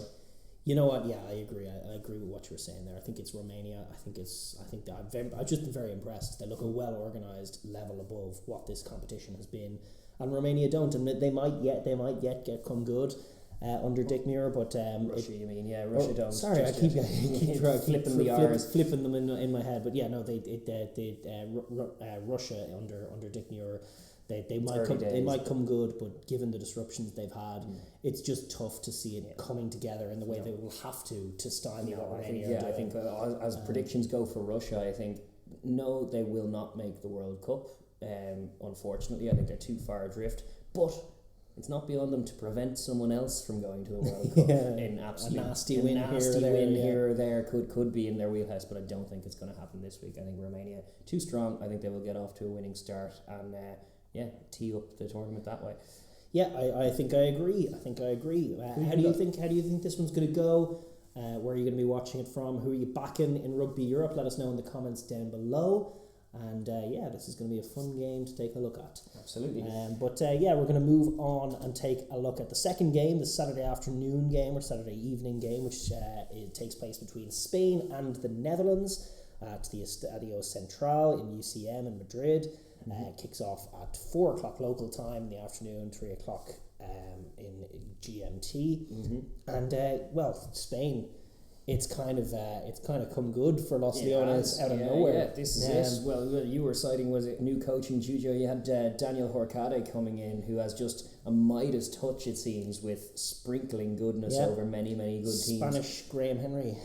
Spanish-speaking Graham Henry, maybe. Like, he just comes in and makes things a little better. Yeah. He joined them up in November, and they just instantly looked back to their old selves. They were playing the offensive, stylish, classy football that we know this Spanish team have in them. Racking up some lovely scores in the doing of it. And also with playing that way, suddenly the discipline wasn't the glaring issue that it was for the first half of last season, which is why they're only on the 12 points. They're still a little adrift, but they managed to arrest some of that negative momentum and get themselves right back into the chase with Portugal, with Romania for that World Cup place. And there's looking at the way they finished last year, no reason to believe they can't go on and do it. They play some lovely attacking footy themselves, and that is their instinct. It was just, I don't know what was going on at the start of last season, but some of the crazy head the ball stuff. We've seen it before. I mean, as much as, there's a school of thought that says, as much as the Romanian ref in that Belgium game was seemingly wasn't a wise decision to put him there, put it that way, but the manner in which Spain melted down in that game for qualification, the last World Cup out, and then started abusing the referee, and then things snowballed, and then they lost that game. They can sort of adopt this kind of tilt is what it is. We're victims, and this is unfair, and I'm going to hit this guy, and that kind of stuff. And then you're going to pin me for hitting that guy? Yeah, well, the one they gave away in Romania, one of the more baffling red cards you'd ever see, where there was a crossfield kick, and the ball was hanging, and the winger just absolutely creased the receiver, like a full 2 seconds before the ball landed. He just creased him off the ball while he's looking up to try and receive, and it was just obvious red card. Like, geez, I don't know, what did you think was going to happen? I don't know. Some of the red cards you have sympathy for, like a tight head prop in the 60th minute throws a lazy shoulder in, and there's a red because he caught the head. Like, you understand those, but some of them, looking at what Spain were up to at the start of last season, you were like, what are they even playing? What's going on?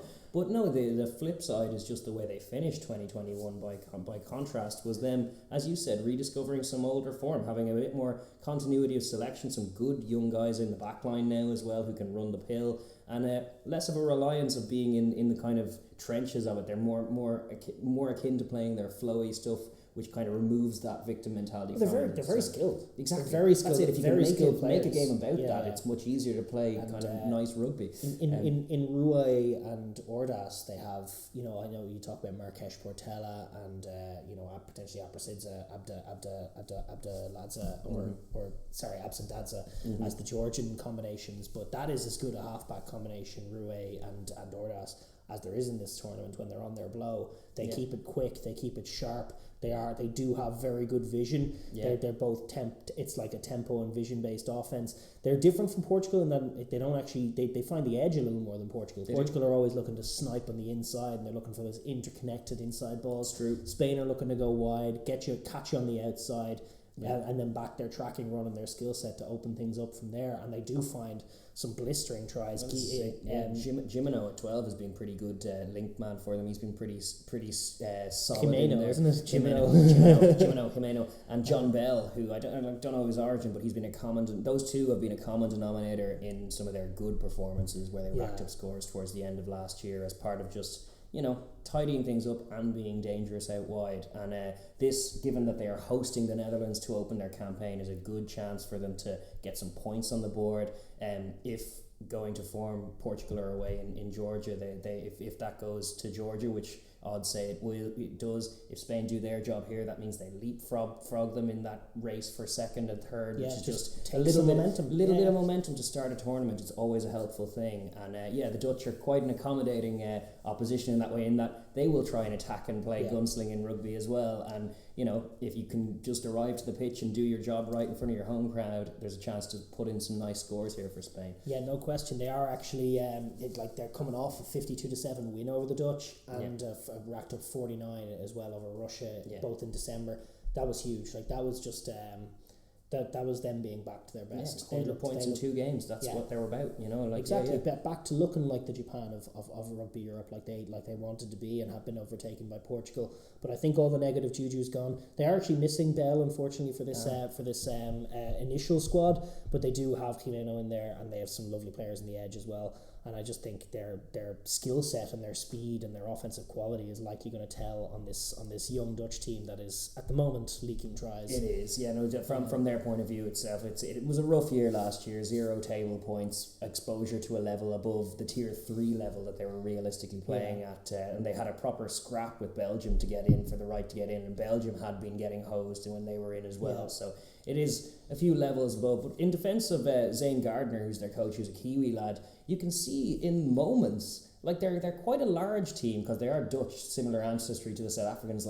As tier 3 verging on tier 2 goes, you'd expect them to be quite slight. They're not. They're pretty big, and they can win a few contacts, and they actually are trying to move the pill. So some of the tries they scored, or some of the Geordie Hop scores from last year, were actually pretty good. They look very competent. You can see the Kiwi fingerprints on them in sequences, in 2-minute patches, but the 80-minute test that is this level, it ultimately tells. Don't operate on the same speed of thought in terms of the same defense, intensity of physicality, same respect of gain line, same respect of break. All of those things on the macro will lead to it being a struggle. Your fundamentals, you might call it. You might say. But they could score very pretty tries, and I'm sure they will. And Spain, in their gunslinging fashion, could cough up a few as well. And the score it's got to be just about incremental improvement for a team like this. They struggled to cope last year. Can they reduce those losing deficits by a bit more? Can they be competitive for longer? It's got to just be about getting better for them, getting more competitive, more comfortable with the speed of play. And then, as you rightly point out, they have the quality of the athlete is not bad. So as they get more reps in, more minutes at this standard, they are all of a sudden going to be more comfortable in the chaos. They are all of a sudden going to be more likely to make the big tackle or the big steal or the big play as the season goes on. And that starts here against Spain. It's going to be a tough challenge. They're going to come at them with a blistering speed. Spain also have actually got quite a meaty pack these days. They do. They set pieces did bulk up. They did bulk up, and that's going to be an issue for Romania. But a great challenge to start the season. And I'm glad in some sense that they're not starting at home, because I think they are, again, going to be a little bit shocked by what goes on. But this is going to give them a sort of a bedding in period. They're going to be ready for what's coming after they play Spain here in Madrid. Yeah, one would hope. How do you see it going then between these two? Big win for Spain. I think that's the same for myself. I think it's one of these things. One of these teams is a tier 2 side, and the other one is kind of getting there. I'm confident. I think maybe they'll blow it again in spectacular fashion, like they have done in the past. 2 red cards could throw it, but no. For the time being, I think Spain are on the up, and I think they're a real challenge to Romania and Portugal, who had been ahead of them, and it looked so neat and tidy for Portugal and Romania that they were going to duke it out for Europe 2, and then the third one is going to go repechage. But Spain are the ones who problem for both of these teams. They have real quality. They have a lot of experience playing in French rugby as well. And if they put it all together, their forward strength and their speed out wide, they're going to be a tough team for anyone in this competition to beat. So I think a big start for Spain, big win over the Dutch, and they'll come rocking on to the next one. Yeah, agreed. That's how I see it going too. With that, I guess we will move on. Yes, indeed. And we're going to look at one of the games of the weekend. The game of the weekend in this tournament, I would argue. I would argue it's the game of Sunday. I mean, if you're only going to watch one game on Sunday and you choose to watch France Italy instead of this, I'm going to judge you. You basic man. That's not what you're doing. It's not what we're doing here. Georgia against Portugal is one of the this is going to be a brilliant game. It's a brilliant clash of styles. but it's between two teams that are developing at a rate of knots, that have real quality in them, and it's going to be two teams that only last year mixed it with a tier 1 side. You had Georgia going to France and mixing it pretty well. You had Portugal hosting Japan and mixing it pretty well, near winning it in the last second of it. So totally. It's going to be in the Avchala Stadium in Tbilisi, and it's going to kick off 11 a.m. GMT. 3 p.m. local. It's much better than obviously the Saturday kickoffs, which are clashing with Six Nations. Yes, this one, silly. thankfully, is out by itself, holding its own steam, and you really should make the effort if you're going to watch one game this week. Let it be this one, because it's a clash of styles, which is always fun to watch. A physical team play a speedy offensive team. It's also just there's quality dripping throughout. And there's potential for this one to be a real close one. There is. From Georgia's point of view, obviously, just to start it, looking at the hosts, they have a 10-point buffer. They had the Grand Slam last year, but this obviously is going to be, I think from their point of view in terms of winning the comp, it's going to be one of their tougher years. They're playing sides who are desperate for wins every single week. Quality sides, desperate for wins. Extra desperation with that World Cup card over it. So teams like Portugal, even though it's coming to Tbilisi, are going to be coming all guns blazing. And Georgia are going to have to be alive to that. And realistically, their benchmark, they want to be judged from Georgia's point of view on getting into Six Nations and stuff like that. So anything short of a win in this tournament, and really the precedent they've set is Grand Slams, and it's suddenly it's high stakes. Then all of a sudden, all of the Six Nations chat and everything else quietens down. Although to some extent they need to almost get beyond that kind of thinking, and it's not win at all costs, it's develop at all costs so that you're ready in the World Cup. Because I think the Six Nations and everybody have demonstrated that it doesn't matter how many Grand Slams they get, nobody's going to take them seriously until they do well in these Tier 1 games.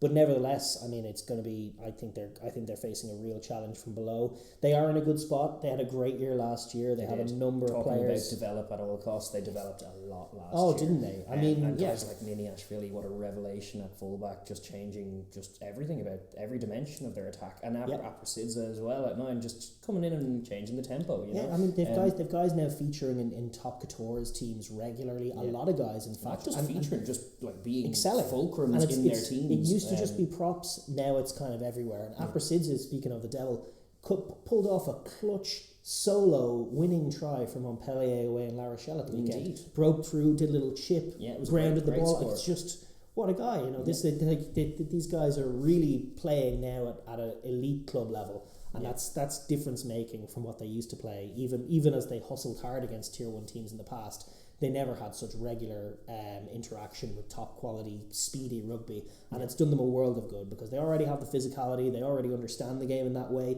but to have regular reps at a high level is just going to help them deal with the chaos a little more that's coming from this Georgian team. But I must say that there are issues here for them. They are not coming in all guns blazing. No, they're missing really probably a list of their best players. They're missing Niniashvili picked up a knock. He's going to be out. Mikko Tadze as well, but also Saganadze, probably their best back rower. Well, I think he's there with the Jalagonias, Jirgadze, Gorgadze. Yeah, but Becca Gorgadze missing as well. Kvesaladze, they're all class 13. He's going to be out as well. So they're actually missing kind of some of their very best players. They will still have a good back row to pick. In Giorgadze, I think they'll go with Tutskaridze, and then they have a couple of other options. Jalagonia maybe from Biarritz. Been brilliant as well.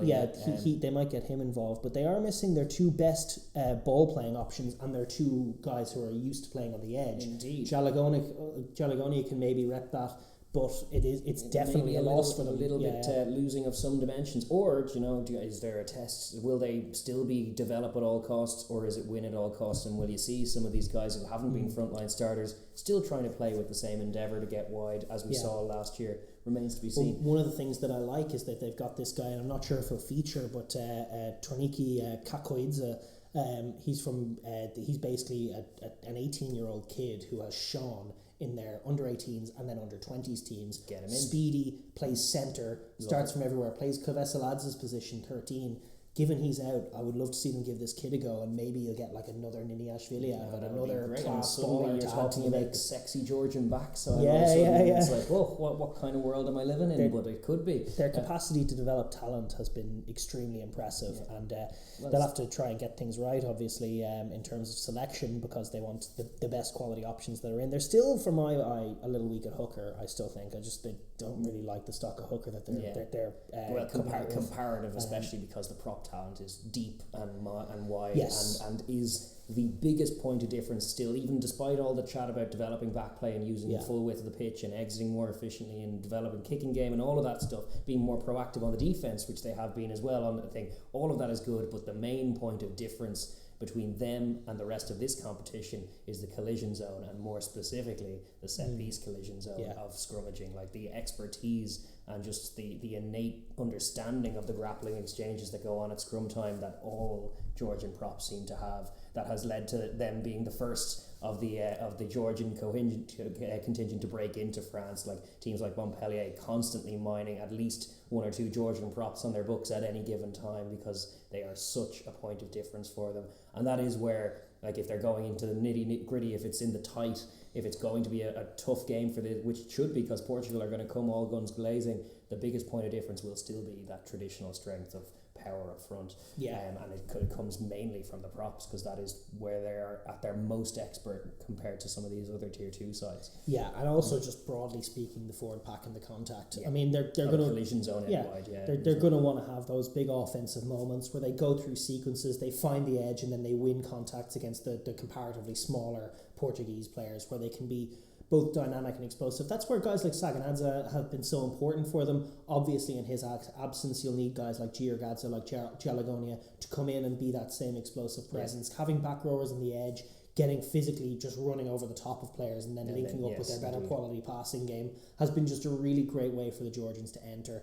And they can also fight what Portugal have been bringing on offence from a clinical point of view with their own brand of clinicality, where they don't kick for threes as good as Tato's goal kicking can be, but they go to the corners, they drain them physically, and they find tries. Not just mauls, but also just carries. Exeter style ball. They can tap and go. They love setting up a drive that'll last the next 10 minutes and force 30 tackles out of you before finally resulting in an inevitable 70 points. That has been their MO, but they are moving away from that a little more, but they still need to be clinical in those scenarios. They still really doing it. It doesn't need to be the 10-minute drive as much as it just needs to amount to tries. Physical, good, short-range tries can be a way to combat the clinicality of Portugal. But it's the defence. Like, this Portuguese team that teams find so tricky to figure out when they're running all these inside angles at you. Like with Tato defending that channel, I think they're going to have to certainly, like, if you're talking about chopping and changing the back row, which is going to have to be forced now from the guys who are in incumbents, and you're missing your 13 who had been a linchpin. And as far as defensive roles, those are big defensive roles, and Portugal target all of those areas. It's the captain. It's the captain who has to lead it, Sharakadze, who's only 28. He's been there forever. He's only 28. He's coming into his peak. He's coming off the best season he's ever played. He was brilliant last year. Like, really, because there was a time when I was thinking, this guy doesn't have it. And he just, a bit like his coach, Levan Mesashvili, has just come up with the answers in the last year in a real big way. And he's been the captain of Black Lion as well. He's got a good bit of professional reps in this year. And I think, he's the guy who's going to have to lead that defence and try and shut down what they're bringing, along with the combination of the back row and the inside. Just don't give them that space. They love that space so much. Portela, he just wants to cut back inside. There are some 10s who, like, they can all, like, good 10s can do everything, but there are some 10s who just love doing one thing in particular, and they'll go back to that time and time again. And Portela likes to step inside and throw an inside ball like nothing in this world. It is fullback who's running the perfect line. Exactly. That's what they love to do. That's what you got to take away as your first port of call, and also just make things as messy as possible from Marrakesh. If you can rough him up, that's it starts with winning the collision, as is always part of that, and then make the ruck a mess, and then suddenly it's like 5-6 second rucks, and that inside ball isn't on anymore, and you're covering it. But those are big defensive tests. They were more proactive on the defensive side last year. They were bringing line speed. They were being physical in their hits. They were committing to a few numbers, but not to dead rucks. They were disrupting, and they were kind of controlling games off the back of that. And it's a big test with Portugal coming to town for them as well. Yeah, indeed. And I think Tato's job is going to be very important as well, just in the kicking game, but also the distribution game, making sure they're accessing the width. showing, like last year, he looked kind of head and shoulders the best 10 in the competition. As good as Portela was in Ordas in moments. Tato looked mature. He looked like he'd really benefited. Top Couture's 10. He benefited from his time in the top Coutures, and he was doing good things, making good decisions, looking sharp in all areas of the game. And if he can bring that and just be a difference maker, control where the game's being played, and make the incisive moves at the right times, that could be the difference between winning and losing for sure. Because I think Portugal, there's no doubt about it, are going to put it up to them. Yeah, I would agree. And speaking of Portugal, how are they going to put it up to them? With the same kind of razzle-dazzle that we saw last year. They're going to be trying to set a tempo that is ferocious. Marques loves a quick tap if it's on, and he will try and be their tempo provider. But it's the lines of running and the ambition of pass and of play that really sets this team apart. And it means that they are never out of contests because they can find tries against anyone, and they have confidence to do that. It means that, like, even going a score or two down, when you're a team that plays the way Portugal do, it's not necessarily doom and gloom at that point. You know you can strike, and you can strike when it's there and when it's quick. They do know that this is statistically and just generally the toughest test they face year on year. They're going to Tbilisi to face Georgia, which is just the toughest game they play. Yeah, ever. It's a little Eastern European tour for them because they have this game and then they have the Romania game. Yeah, what a way to start the tournament. Stuff they go 0-2. They're going to be possibly out of the running for Rugby Europe 2 and maybe gunning for the third spot for the Romania spot against Spain or someone. It can get very rough very quickly, and so they're going to need to arrive at the absolute pitch. They have been brilliant. They were the find of last year. They have some real star quality as well as some brilliant coaching. I think Patrice Lagiske has been like a really mighty find for them. I think they were Storty was doing an interview, just the 21-year-old winger who got that 5-try game up against the Dutch. He was talking about him, saying like he's a very demanding coach and he tries to make sure that every player uses their skill set and improves their skills time after time after time. Yeah. He's a nice person personally, but he is very demanding, and that he was giving them strict kind of things to do over the winter to keep working on the individual skills and make sure that they can execute the fast game that they want to execute. Well, that was it. Like talking about that Japan game that they had, where it was all that was the story. It's like this is the team we're modelling on from tier 2 to tier 1 how to do it. Japan is the answer. Let's be Japan. Yeah. And they gave Japan a right old rattle last year. Very nearly nicked it, but for a Portela, if it was only a dummy and then maybe it was a famous Portugal win. But it means that they know that they're on the right track already.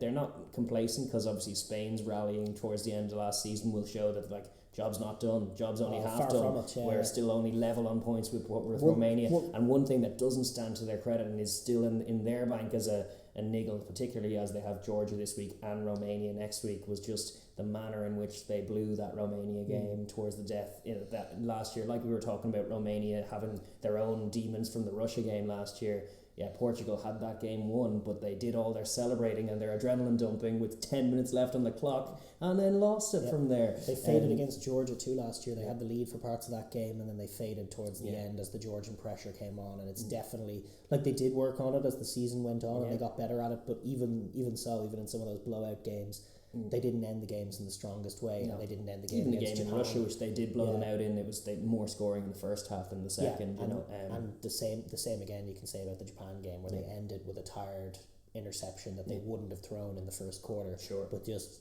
there is a question about their fitness, and one hopes they've worked on that. Yeah. The Lusitanos in the Rugby Europe Super Cup have been going really well. Yeah. And there's a massive degree of them that are in there, including Captain Appleton from centre. But there's 15 or so. There's a full squad of Lusitanos in their squad as well. So as far as cohesion and preparation, all of that is there for them to mine from as well. And they are a very well gelled side. That was what was striking going into last season, was just how gelled they were to begin with. And when you were contrasting them with Spain, who were the ones talking a big game about playing with all this flow and flair and tempo, and they were a raggedy bunch that couldn't string anything together, Portugal were the one who found their straps early, but for things like letting that Romania position slide, they find themselves right in the dogfight again. They also improved. Obviously Georgia and Romania were the toughest tests, but after those two games, where they managed just the 16 points against Georgia, which is creditable enough. Yeah. That was their lowest scoring total of the year last year. They managed at least 20 in every other game, including 49 and 61 away in Russia and the Netherlands. 43 against Spain, Yeah. and 25 against the Japanese. Very impressive. Like they do consistently find ways to score tries, and that is a positive because Georgia are, now they were the exception to the rule, which is obviously going to be difficult. They are more physical even than Japan or any of the teams they played. Yeah. But I still think Georgia in Tbilisi on day one of Rugby Europe is a tougher test for Portugal than Japan at home after a long season. And a tough after a tough defeat to Ireland as well. They were just on a low ebb. There's no doubt about that. This is a tougher game for them. But the fact that they're consistently finding tries with their speedy play, consistently catching teams off guard, they're playing better rugby than they were in the corresponding fixture last year, where they mixed it with the Lelos. It's gonna be a definite opportunity for them, and I think they'll come in on a confident ebb. Like they had the couple of breaks last year. It didn't seem to do them any harm. They've another winter break now, and now they're going to come back in, hopefully fit, raring to go with a few Lusitanos caps in them. And now it's time to do or die and to show up and maybe shock the world with a win over Georgia, and then that would be such a win against the pack as well in the context of this, points against the field and in the race for the World Cup. It would change everything. Huge. Yeah. That being said, how do you see it going in your mind's eye out in Tbilisi? Yeah, it's tough. Georgia are without their best players. I think Niniashvili and Saganadze were difference makers for them. So, and a gap at 13 with Veseladze, who hadn't been in his best form. No, but just as far as defensive surety versus Portugal's offense. Yeah, if I was to pick two players who were standouts, those were the two I'd go for. And so that definitely is a leveler.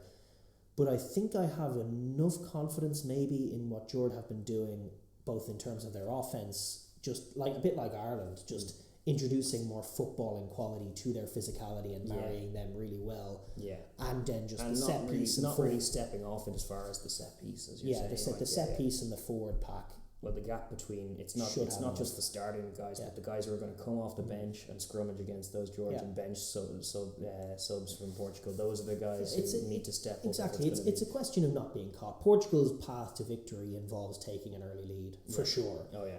But the Georgians, if they can prevent that from happening, especially at home in front of some fans, if they can get a good start and be bullish and physical and defensively sound, and make it difficult for Portugal, I think they'll take it in the end. But I think it'll be close, and I think Georgia will do just enough. I think they might have to come back from maybe 5 or 6 points behind to steal the game by about 4 or something. Something like 22 to 20 or something close, I think. Yeah. Reasonable. I think you're probably right on that. I think with Georgia are obviously firm favourites. You don't get very far. But I think losing bonus point at least for Portugal. Yeah, I like that. Do you know what? I'm going to go out on a limb and say that Portugal shocked them on the opening day and put themselves on. I just really love Portugal. I can't overstate how much I love this Portugal team. So I want nothing but good things. I want them at the World Cup, to be honest. As much as I like all of it, a lot of the other teams mixing it for it. I just think. I think they deserve it. I think they've been bloody brilliant, and I think they've been great value. But it doesn't always work out that way, and I know I'm going against the grain here because Georgia and Tbilisi. Come on now, that is your favorite tag. But I'm going to say, there's legitimacy to it. Who do you got? Let us know down in the comments below, because it is a doozy of a game. A wonderful clash of styles. It turns out, by the way, that Romain Poit, despite retiring from Test Rugby in November, is back to ref this game. So look forward to that. That's probably will benefit the Georgians, given he tends to favour a scrum going forward, which could be a difference maker. That is true as well. Especially if it's cold. If Portugal are a little cold and dropping some balls, and then every scrum turns into a penalty. Yeah, that's a recipe for disaster for them then. But no, I'm going to say us. Lobos for the win. Well, I love it. I love it. And on that bombshell, to steal a quote from Jeremy Clarkson, we're going to wrap up the Rugby Europe coverage for this show for the opening weekend. And it is a good one. And I like someone going against the grain. It's nice. Good on you for doing that. I couldn't quite do it, but it's... to be fair, it's not wise, but let's do it. Well, sure, who knows? Maybe they'll shock the world. But that wraps up Rugby Europe for week 1. It's a wonderfully great competition. It's much more easy on the eye than it used to be from an offensive point of view. There's real quality involved, and just the stakes are a different level. Like, we think of the stakes in the Six Nations as being huge, and they are huge, but just the difference that qualifying versus not qualifying for World Cup makes to these nations, the emotional output, the amount that's hedged on it, the huge financial windfall is right for the team that qualifies. It's just the stakes are to the nth degree, to the maximum, to 11. Yeah, indeed. And so I think that this is going to be an absolute joy to watch, and I just cannot wait to see all these games play out. It's going to be a really, really fun tournament. Agreed. Listen, with that, we're going to move on. We have some other stuff to wrap up. Basically, in club footy, we have to sort of do our due diligence and look back on some stuff. We're going to start in Europe, where there has been a mixed bag in the Champions Cup, you might say. We've been getting entertained by some top level club footy in Europe in our absence from YouTube, obviously, since before Christmas. But the Champions Cup has been rolling on despite COVID disruptions and 28-0 walkovers and controversies and all manner of things in the things. We have finally arrived at a last 16. We played out the last couple of rounds. There were a few blowouts, some good games, and some lovely tries. So a fair few players playing very well, but now we do have a last 16 in it. And the matchups are thus: Racing versus Stade Francais in an all-French affair, Bristol v Sale in an all-English one. Then we have Quins Montpellier, La Rochelle Bordeaux, Ulster v Toulouse, Munster v Exeter, Leicester v Clermont, and Leinster v Connacht. Those are some juicy games. Going to be a two-legged affair post Six Nations. But, I mean, we have probably arrived at the 16 best teams in the competition. It was a messy pool stage. There was controversy. There were some good games, as you rightly point out, but it felt a little messy. Obviously, the COVID disruptions didn't help, but even the format, it's a bit tough to follow sometimes. Even the good teams are all shadow boxing because they're playing jostling for position on a table that had already been skewed by 28 nils going this way. The ones, there are a few unfortunate. I think it was like Cardiff and Glasgow are unlucky to miss out on a final day. Montpellier squeezed their ass through for one home win. Yeah, and they didn't show up for the rest of the tournament. They didn't even send Cobus Reinach out to play us, and then the week after he's scoring game-winning tries in France, and you're just looking at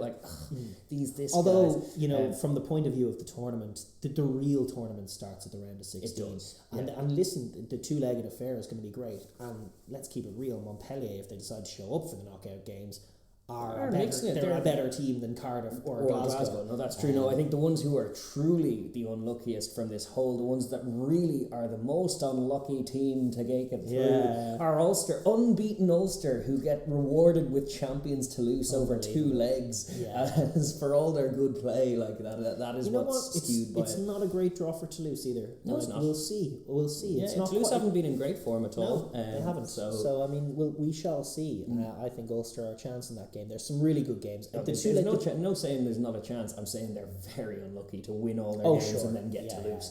But it's nice. Stranger things have happened. To look at it as an opportunity as well as everything else. Yeah. But there are some great matchups. I think the two-legged aspect of this is going to be really, really interesting. And I think as much as the negative headlines have arrived from more than anything, just the timing of the tournament, exactly when Omicron was peaking, it was just a nightmare schedule-wise, and they had to just rattle through it and declare draws and declare dubious victories all over, and basically just get through this shadow boxing.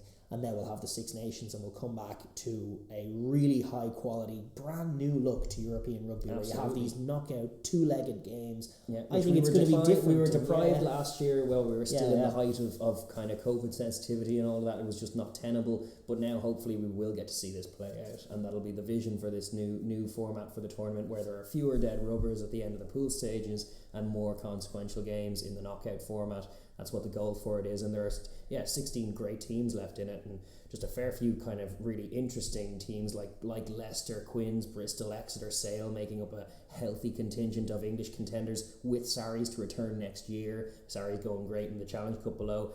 French here in force as well: Toulouse, Racing, Bordeaux, Clermont, Stade Francais, and Montpellier all in the hunt for it. And then all four Irish provinces making it in as well. Although only one of them will make it to the final because of the side of the draw. It's an all-Irish side of the draw, which is definitely a shame. Even starting with Leinster Connacht in the round of 16. But that's the way things fall, unfortunately.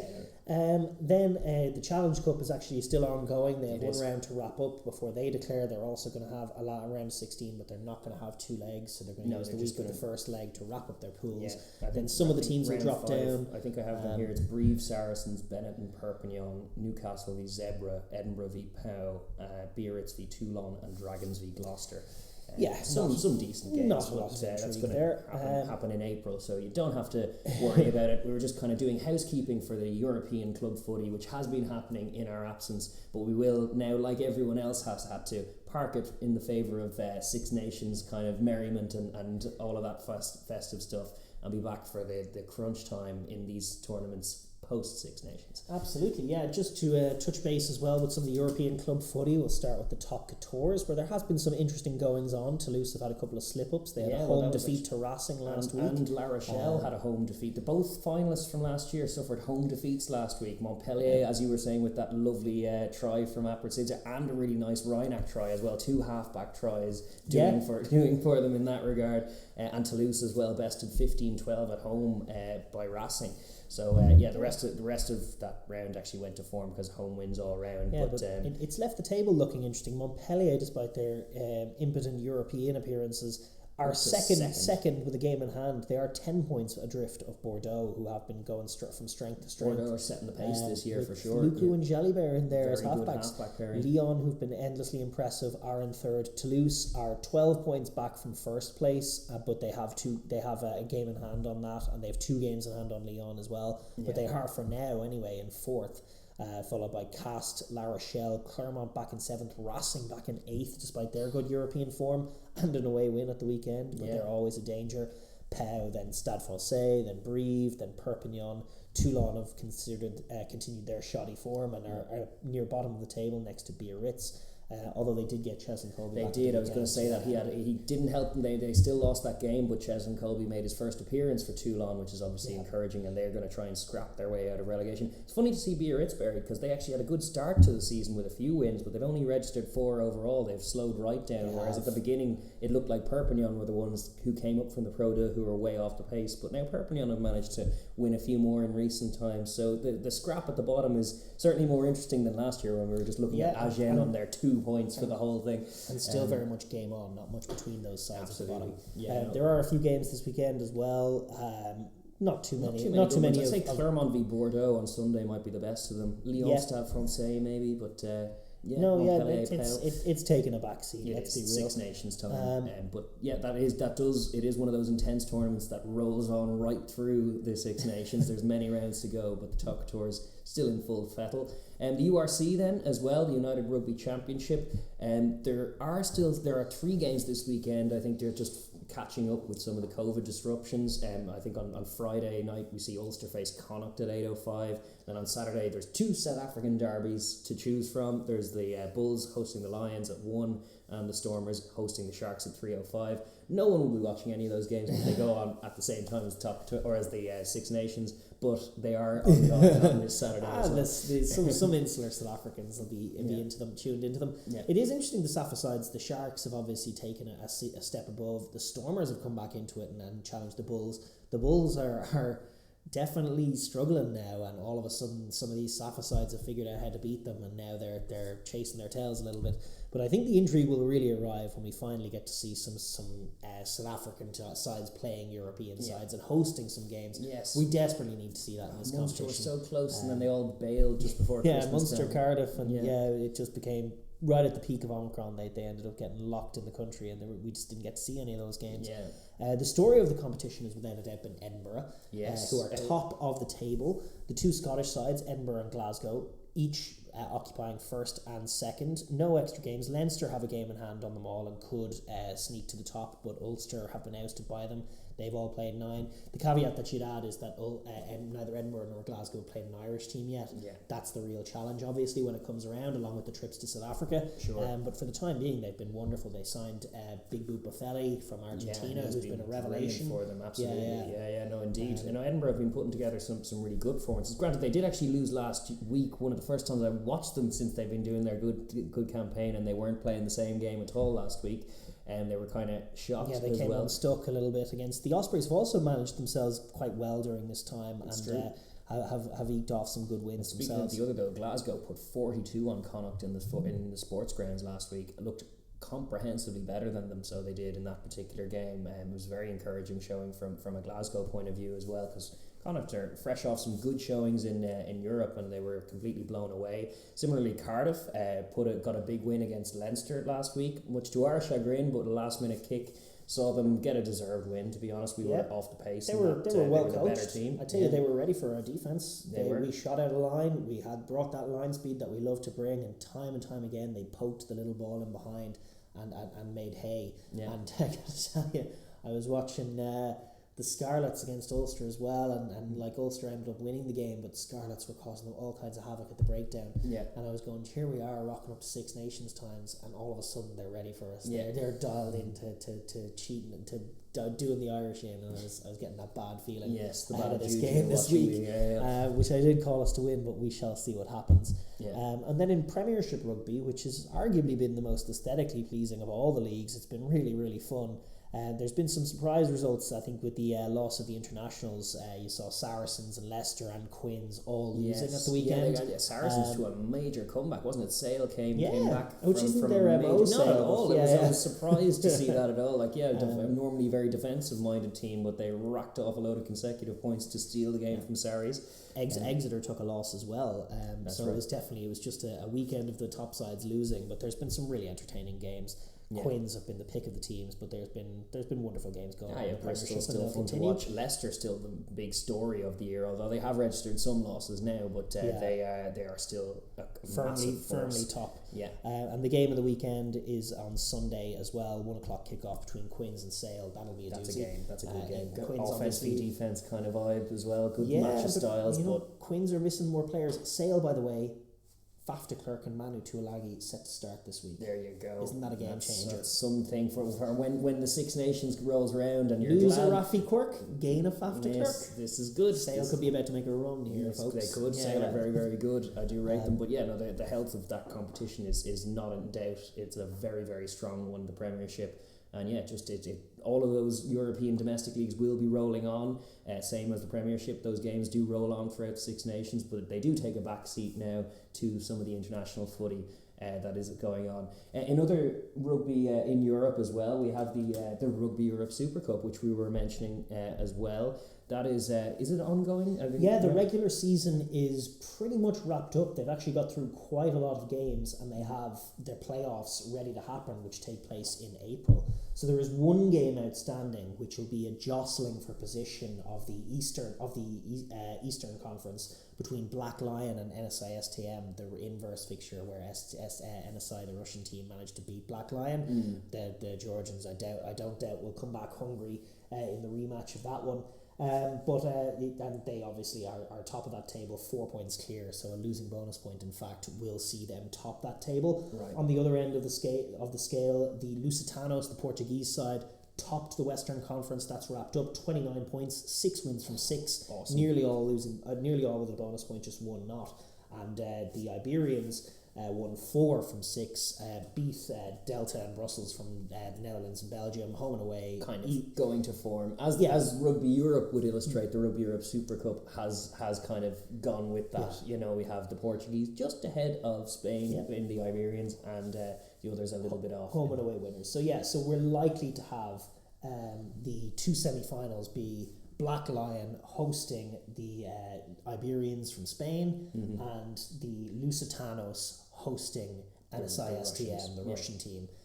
That's likely to be your makeup of your semi-finals. With the post-season coming into view in the Super Cup, and in season 1 of it, we kind of hope that it all goes well and we get some good games out of it, and then just roll on for seasons 2, 3, 4, 5, and let's have this be an established kind of entity. Much like, actually, we're going to shift just to around the world, much like the MLR, Major League Rugby in the US, which returns this weekend for a new season.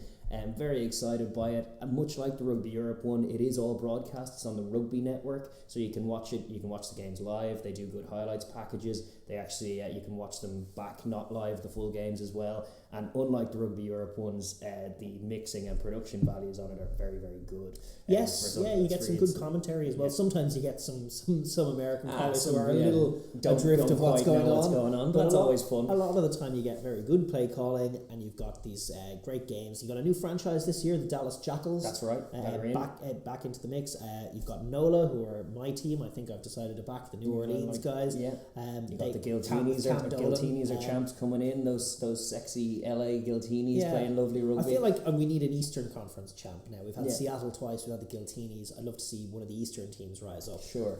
But all of those games, as you say, free to watch on the Rugby Network. There are some great games. There are some good names. And it's just a kind of a high production, good quality, easy rugby watching, stick it on whenever you want kind of tournament. Yeah, and a chance to see some old things. Well, like last season you were watching some old school Giddo and Nonu mixing and stuff, and that's always fun for the retro things, but also just good to see American rugby taking on new shapes. Teams like the Toronto Arrows of Canada as well play some nice footy as well. Yes, and they'll be back at home this year as well, which is definitely a big benefit for them. So the opening round of fixtures takes place from this Saturday. The opening fixture itself is Rugby ATL, that's Atlanta, hosting Old Glory DC on Saturday 5th. So Old Glory DC, our favourite Twitter account in all of rugby, absolutely great one to follow in the live streams. Also on Saturday we have the Austin Gilgronis hosting the Dallas Jackals, that new franchise. The LA Giltinis travelling down to face the Houston Sabercats. And your NOLA Gold will be hosting the New England Free Jacks as well. They're all on Saturday, I think. And then on Sunday we have the San Diego Legion hosting the Utah Warriors, and the Toronto Arrows travelling again for week 1 to face the Seattle Seawolves. But hopefully we will see Toronto in their home stadium this year as well. Yeah, but, that's definitely going to be a fun one. Seattle also are a team to watch as well. They finished the season really strong last year. They won the first 2 comps. They were a little shocked by the increase in quality that came last year. The injection of the LA Giltinis for the first half, and then suddenly everyone wanted to play offensive footy, and it just kind of moved the game along. Personally, I think I rate the Seattle organisation, and I think that they're taking it seriously. They have a good fan base. Well, they already have pedigree in this tournament. 2 tournament wins already, and I think that they're, I would almost tip them. This is his 4th season, isn't it, of the MLR? That's overall, right. So so I would almost tip them to come back strong this year. I think they adjusted towards the end of last year, and I tip them to be good this year. Yeah, reasonable. But that's just looking from the outside. It is. There's also the Japanese Rugby League 1, a new brand of Japanese rugby that's taken over. Again, sort of the makeshift name of the teams and format definitely detracts from it a little bit, but there are still some almighty quality players going around. I mean, there's Quade Cooper's had his own highlight reel already. I think last weekend Cruden and Corabetti had a massive duel on either side where they were having world class plays for both of their teams, and you're like, those guys are class. Marika is just insane, and Aaron Cruden still going.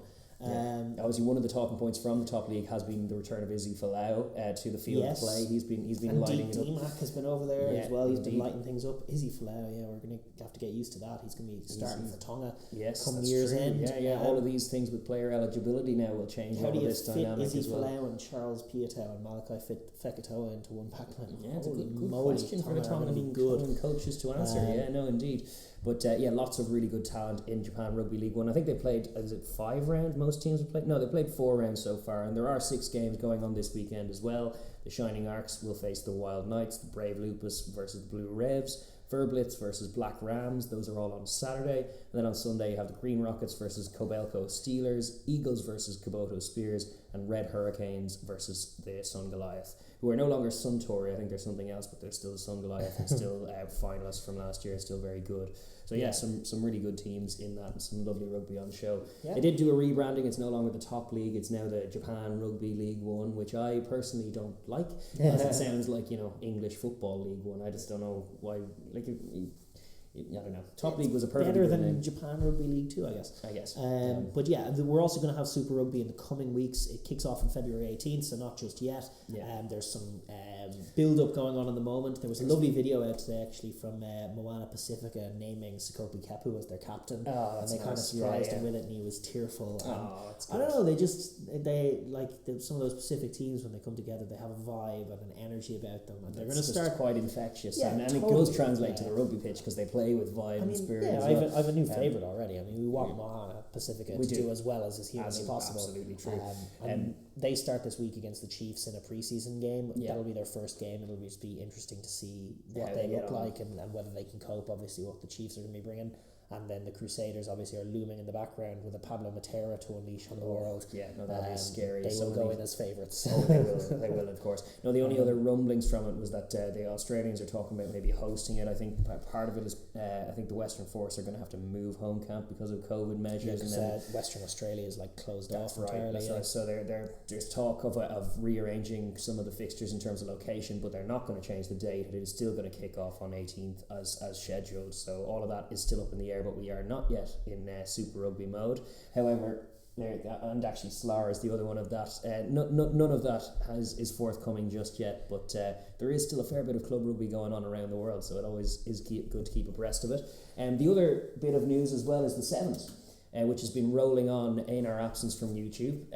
To great, like I really enjoy the Sevens, and it is free to air on YouTube as well. They do a lot of World Rugby do a great job of streaming it out there, so you can watch it when and it does just pop up when it's going live. You can go and drop in and see a game. Yeah. It's a shame probably that they aren't getting the same TV rights that they used to get. No, indeed. Sky pretty much dropping out of the game as far as rugby's concerned, but nevertheless, it's great the way they make it so accessible. You're just letting people from all kinds of countries, like it just pops up in the algorithm sometimes on YouTube or on Facebook, and then you just get people going, oh, there's this live sport, and then it's instantly infectious. It is, these short, cool games. They are, and it's also an Olympic sport, so it has reach as far as like countries that aren't necessarily rugby countries but are Olympic focused countries, and then get dialed into these kinds of athletes. There'll be a solid Chinese Sevens team before long. Exactly. That kind of stuff. No, in the campaign for it, last week we had the Seville Sevens, which was once again won by the Blitzboks South Africa, who are 88 from 88 on the points table. They have won every single tournament this year. It's ridiculous. They look head and shoulders above everyone this year, and they're playing at the game at a next gen level to my eye that is just very very scary to deal with. The other story of this year has been Argentina. Yeah. They've been really, really good, and this guy Moneta, who near enough tops the try scorer every week, and he's just an absolute baller on attack and defence. He's going to play for them in the Sevens World Cup, which is this year. Then I believe he's going to go on the market. He's going to go on the market, and someone's going to pick him up. And if his skills can translate at all to the 15s game, it's going to be hugely beneficial for whoever picks him up, and hopefully the Pumas as well. You would like to think.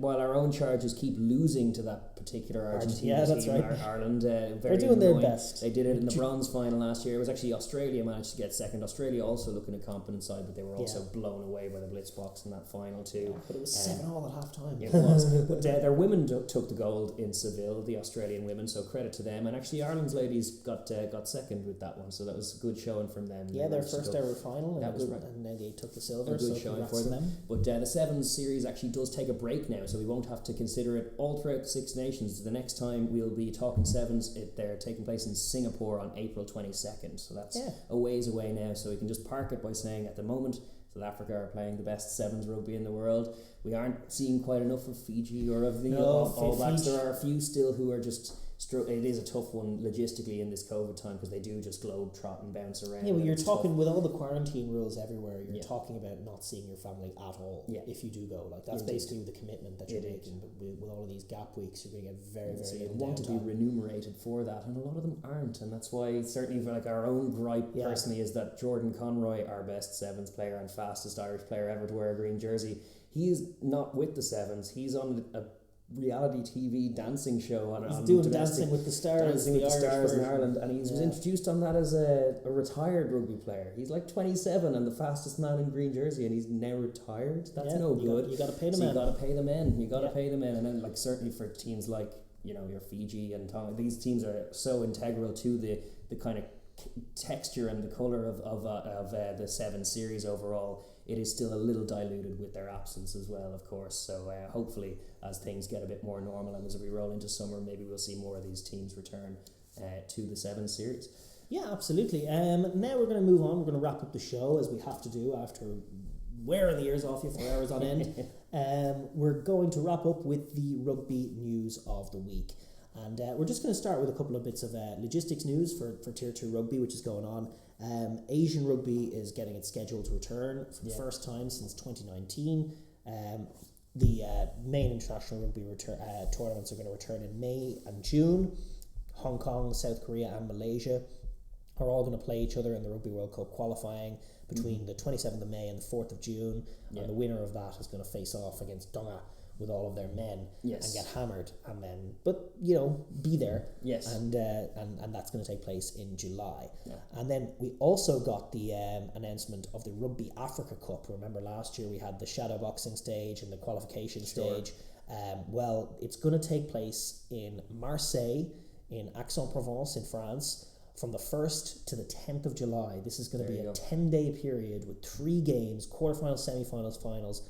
Bang, winner into Pool A. Very intense. Jeez, that's like some of the scheduling they do for the Under-20s World Cup that makes the boys all raggedy. The runner-up goes into the final qualification tournament. The matchups are as follows. Namibia are facing off against Burkina Faso, Zimbabwe facing off against the Ivory Coast, Senegal face Algeria, and Uganda play Kenya. That's good. So those are the initial quarterfinals. Then you have a semi-final. Those are the 1st and 2nd of July, semi-finals on the 6th of July, and then the final on the 10th. Good old test. It's a fun one. I'm trying to watch some of that. Trial by fire when it comes around. And out in Marseille as well. That's not going to suit Namibia. No, it's not going to suit a lot of these teams. It's going to be who plays best in that particular time. In other news as well, there was just kind of some good news, because we were following Tutai Kefu, who's the Tonga coach, who was absolutely fell victim to a home invasion in his home in Brisbane and was hospitalised with it and is still recovering. But even though he is still recovering, he has been named and said he will coach a star-studded Tongan invitational side against a vintage Queensland Reds outfit to raise funds for the South Islands of Tonga. Tonga's recovery efforts after that insane volcano situation. It was underwater volcano which resulted in tsunami and all manner of displacement and damage. So they announced this as a good way to kind of help the recovery effort. Guys like James Horwell, Scott Higginbotham and David Croft will lace up their boots for the vintage Reds, while guys like George Smith, Wendell Saylor and Lottie Takiri will feature for Tonga. It's going to be a fun one. Public donations will all be directed towards the recovery effort, and it's great to see Tutai Kefu. He'll be back with clipboard in hand, back coaching again for the first time. If he can make the effort to give something over to those guys, I think definitely it's a worthy cause. I mean, they give so much to the game of rugby, and it was just a terrible incident, Jesus, that nearly rocked the country entirely, and did rock the country entirely. So wishing them all the best out in Tonga, Totai and all. Then we had just some bizarre news out of the EPCR, who just couldn't stay out of the news cycle for a week. They come out with the 2022 European Player of the Year nominees after 4 games in shadowboxing pools, which were completely inconsequential, many of which weren't played. Yes. None of the important bits of this tournament have happened yet.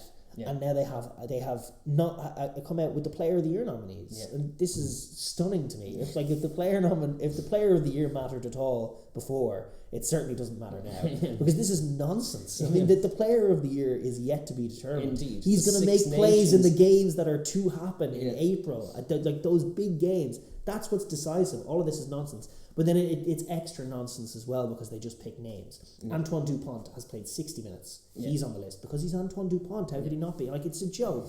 I just think it's a joke. I just wish they'd just I'll just do them due diligence and read. No, don't bother. It's Gregory Aldrit of La Rochelle, Alex Dombrandt of Quinns, Caelan Doris of Leinster, Antoine Dupont of Toulouse, Gail Ficou of Racing, George Ford of Leicester Tigers, Michael Lowry of Ulster, Jimmy O'Brien of Leinster, Jack O'Donoghue of Munster, Damien Penno of Clermont Auvergne, Samir Radradra of Bristol Bears, Sam Simmons of Exeter Chiefs, Marcus Smith of Quinns, Josh van der Fleer of Leinster, and Cameron Wilkie of Bordeaux.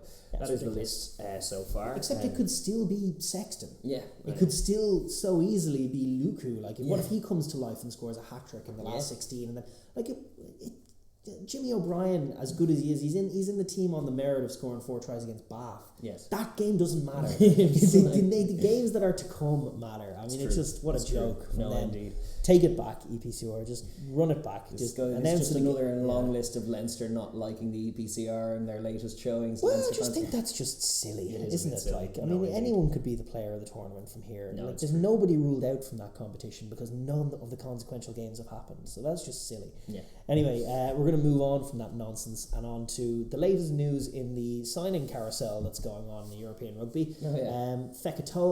Malachi Fekitoa, the new Tongan star who he will be this year, he's leaving Wasps to join Munster.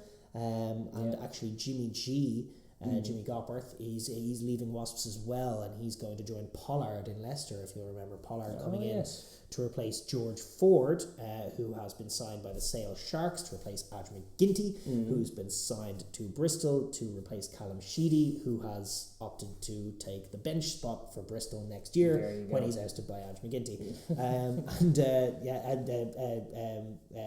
Those two players are going to leave a massive hole behind in Wasps at 10 and 12.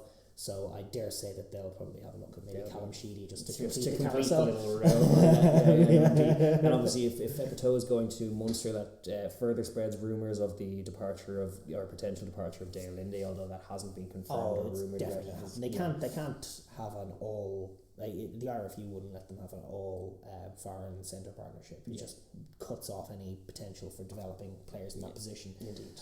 So you're probably right. So though we haven't Dale, I think to Japan was the rumour. That is the rumour, but that's not confirmed. But yeah, you're right in saying that there was just a weird kind of hot potato with a few of these tens going around. But it's going to make for an interesting makeup next year. Other news was relating to Saracens director of rugby, Mark McCall. Apparently he's going to take a short break from his role on medical grounds. That's right. He's being sort of private enough about what it is, but basically we just wish him all the best. He's obviously been given leave by Saracens. Did the honourable thing and went down with Saracens. I'm sure he had many requests not to, brought them back up. He has been one of the coaches in Europe over the last he's one example 10 years. He's a former Irish international, and he's an Ulster man, and he is just one of the forefront of revolutions and evolutions in the game, and he's an Irish brain drain. When I was very much beating the get him in, why are we not talking about him as a potential Irish coach? Why is all the talk about Rog when, I like Rog and he's done great work, but it's like Mark McCall is more credentialed.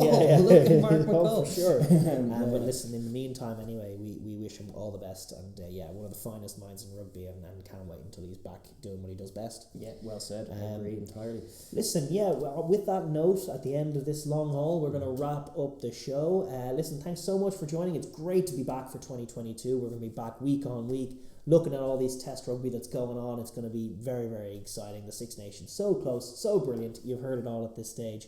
But we'll be back next week to review round 1, preview round 2. It's going to roll on. There's just constant good games every week. So much to get our teeth into, and I can't wait to be back. I'm glad to be back. Glad to be back. Yeah, delighted to be back. And as always, if you enjoy this content, please do like, subscribe. It really does help the channel a lot. Share it with your rugby loving friends or on rugby loving chat forums and whatnot. But also do drop a comment down below as well if you have any thoughts on the games upcoming, any corrections on us, any thoughts on the new studio, just drop them down in the comments down below, and we will do our best to respond to them. But in the meantime, we're going to sign this one off and say see you next week, folks. Bye-bye. Bye.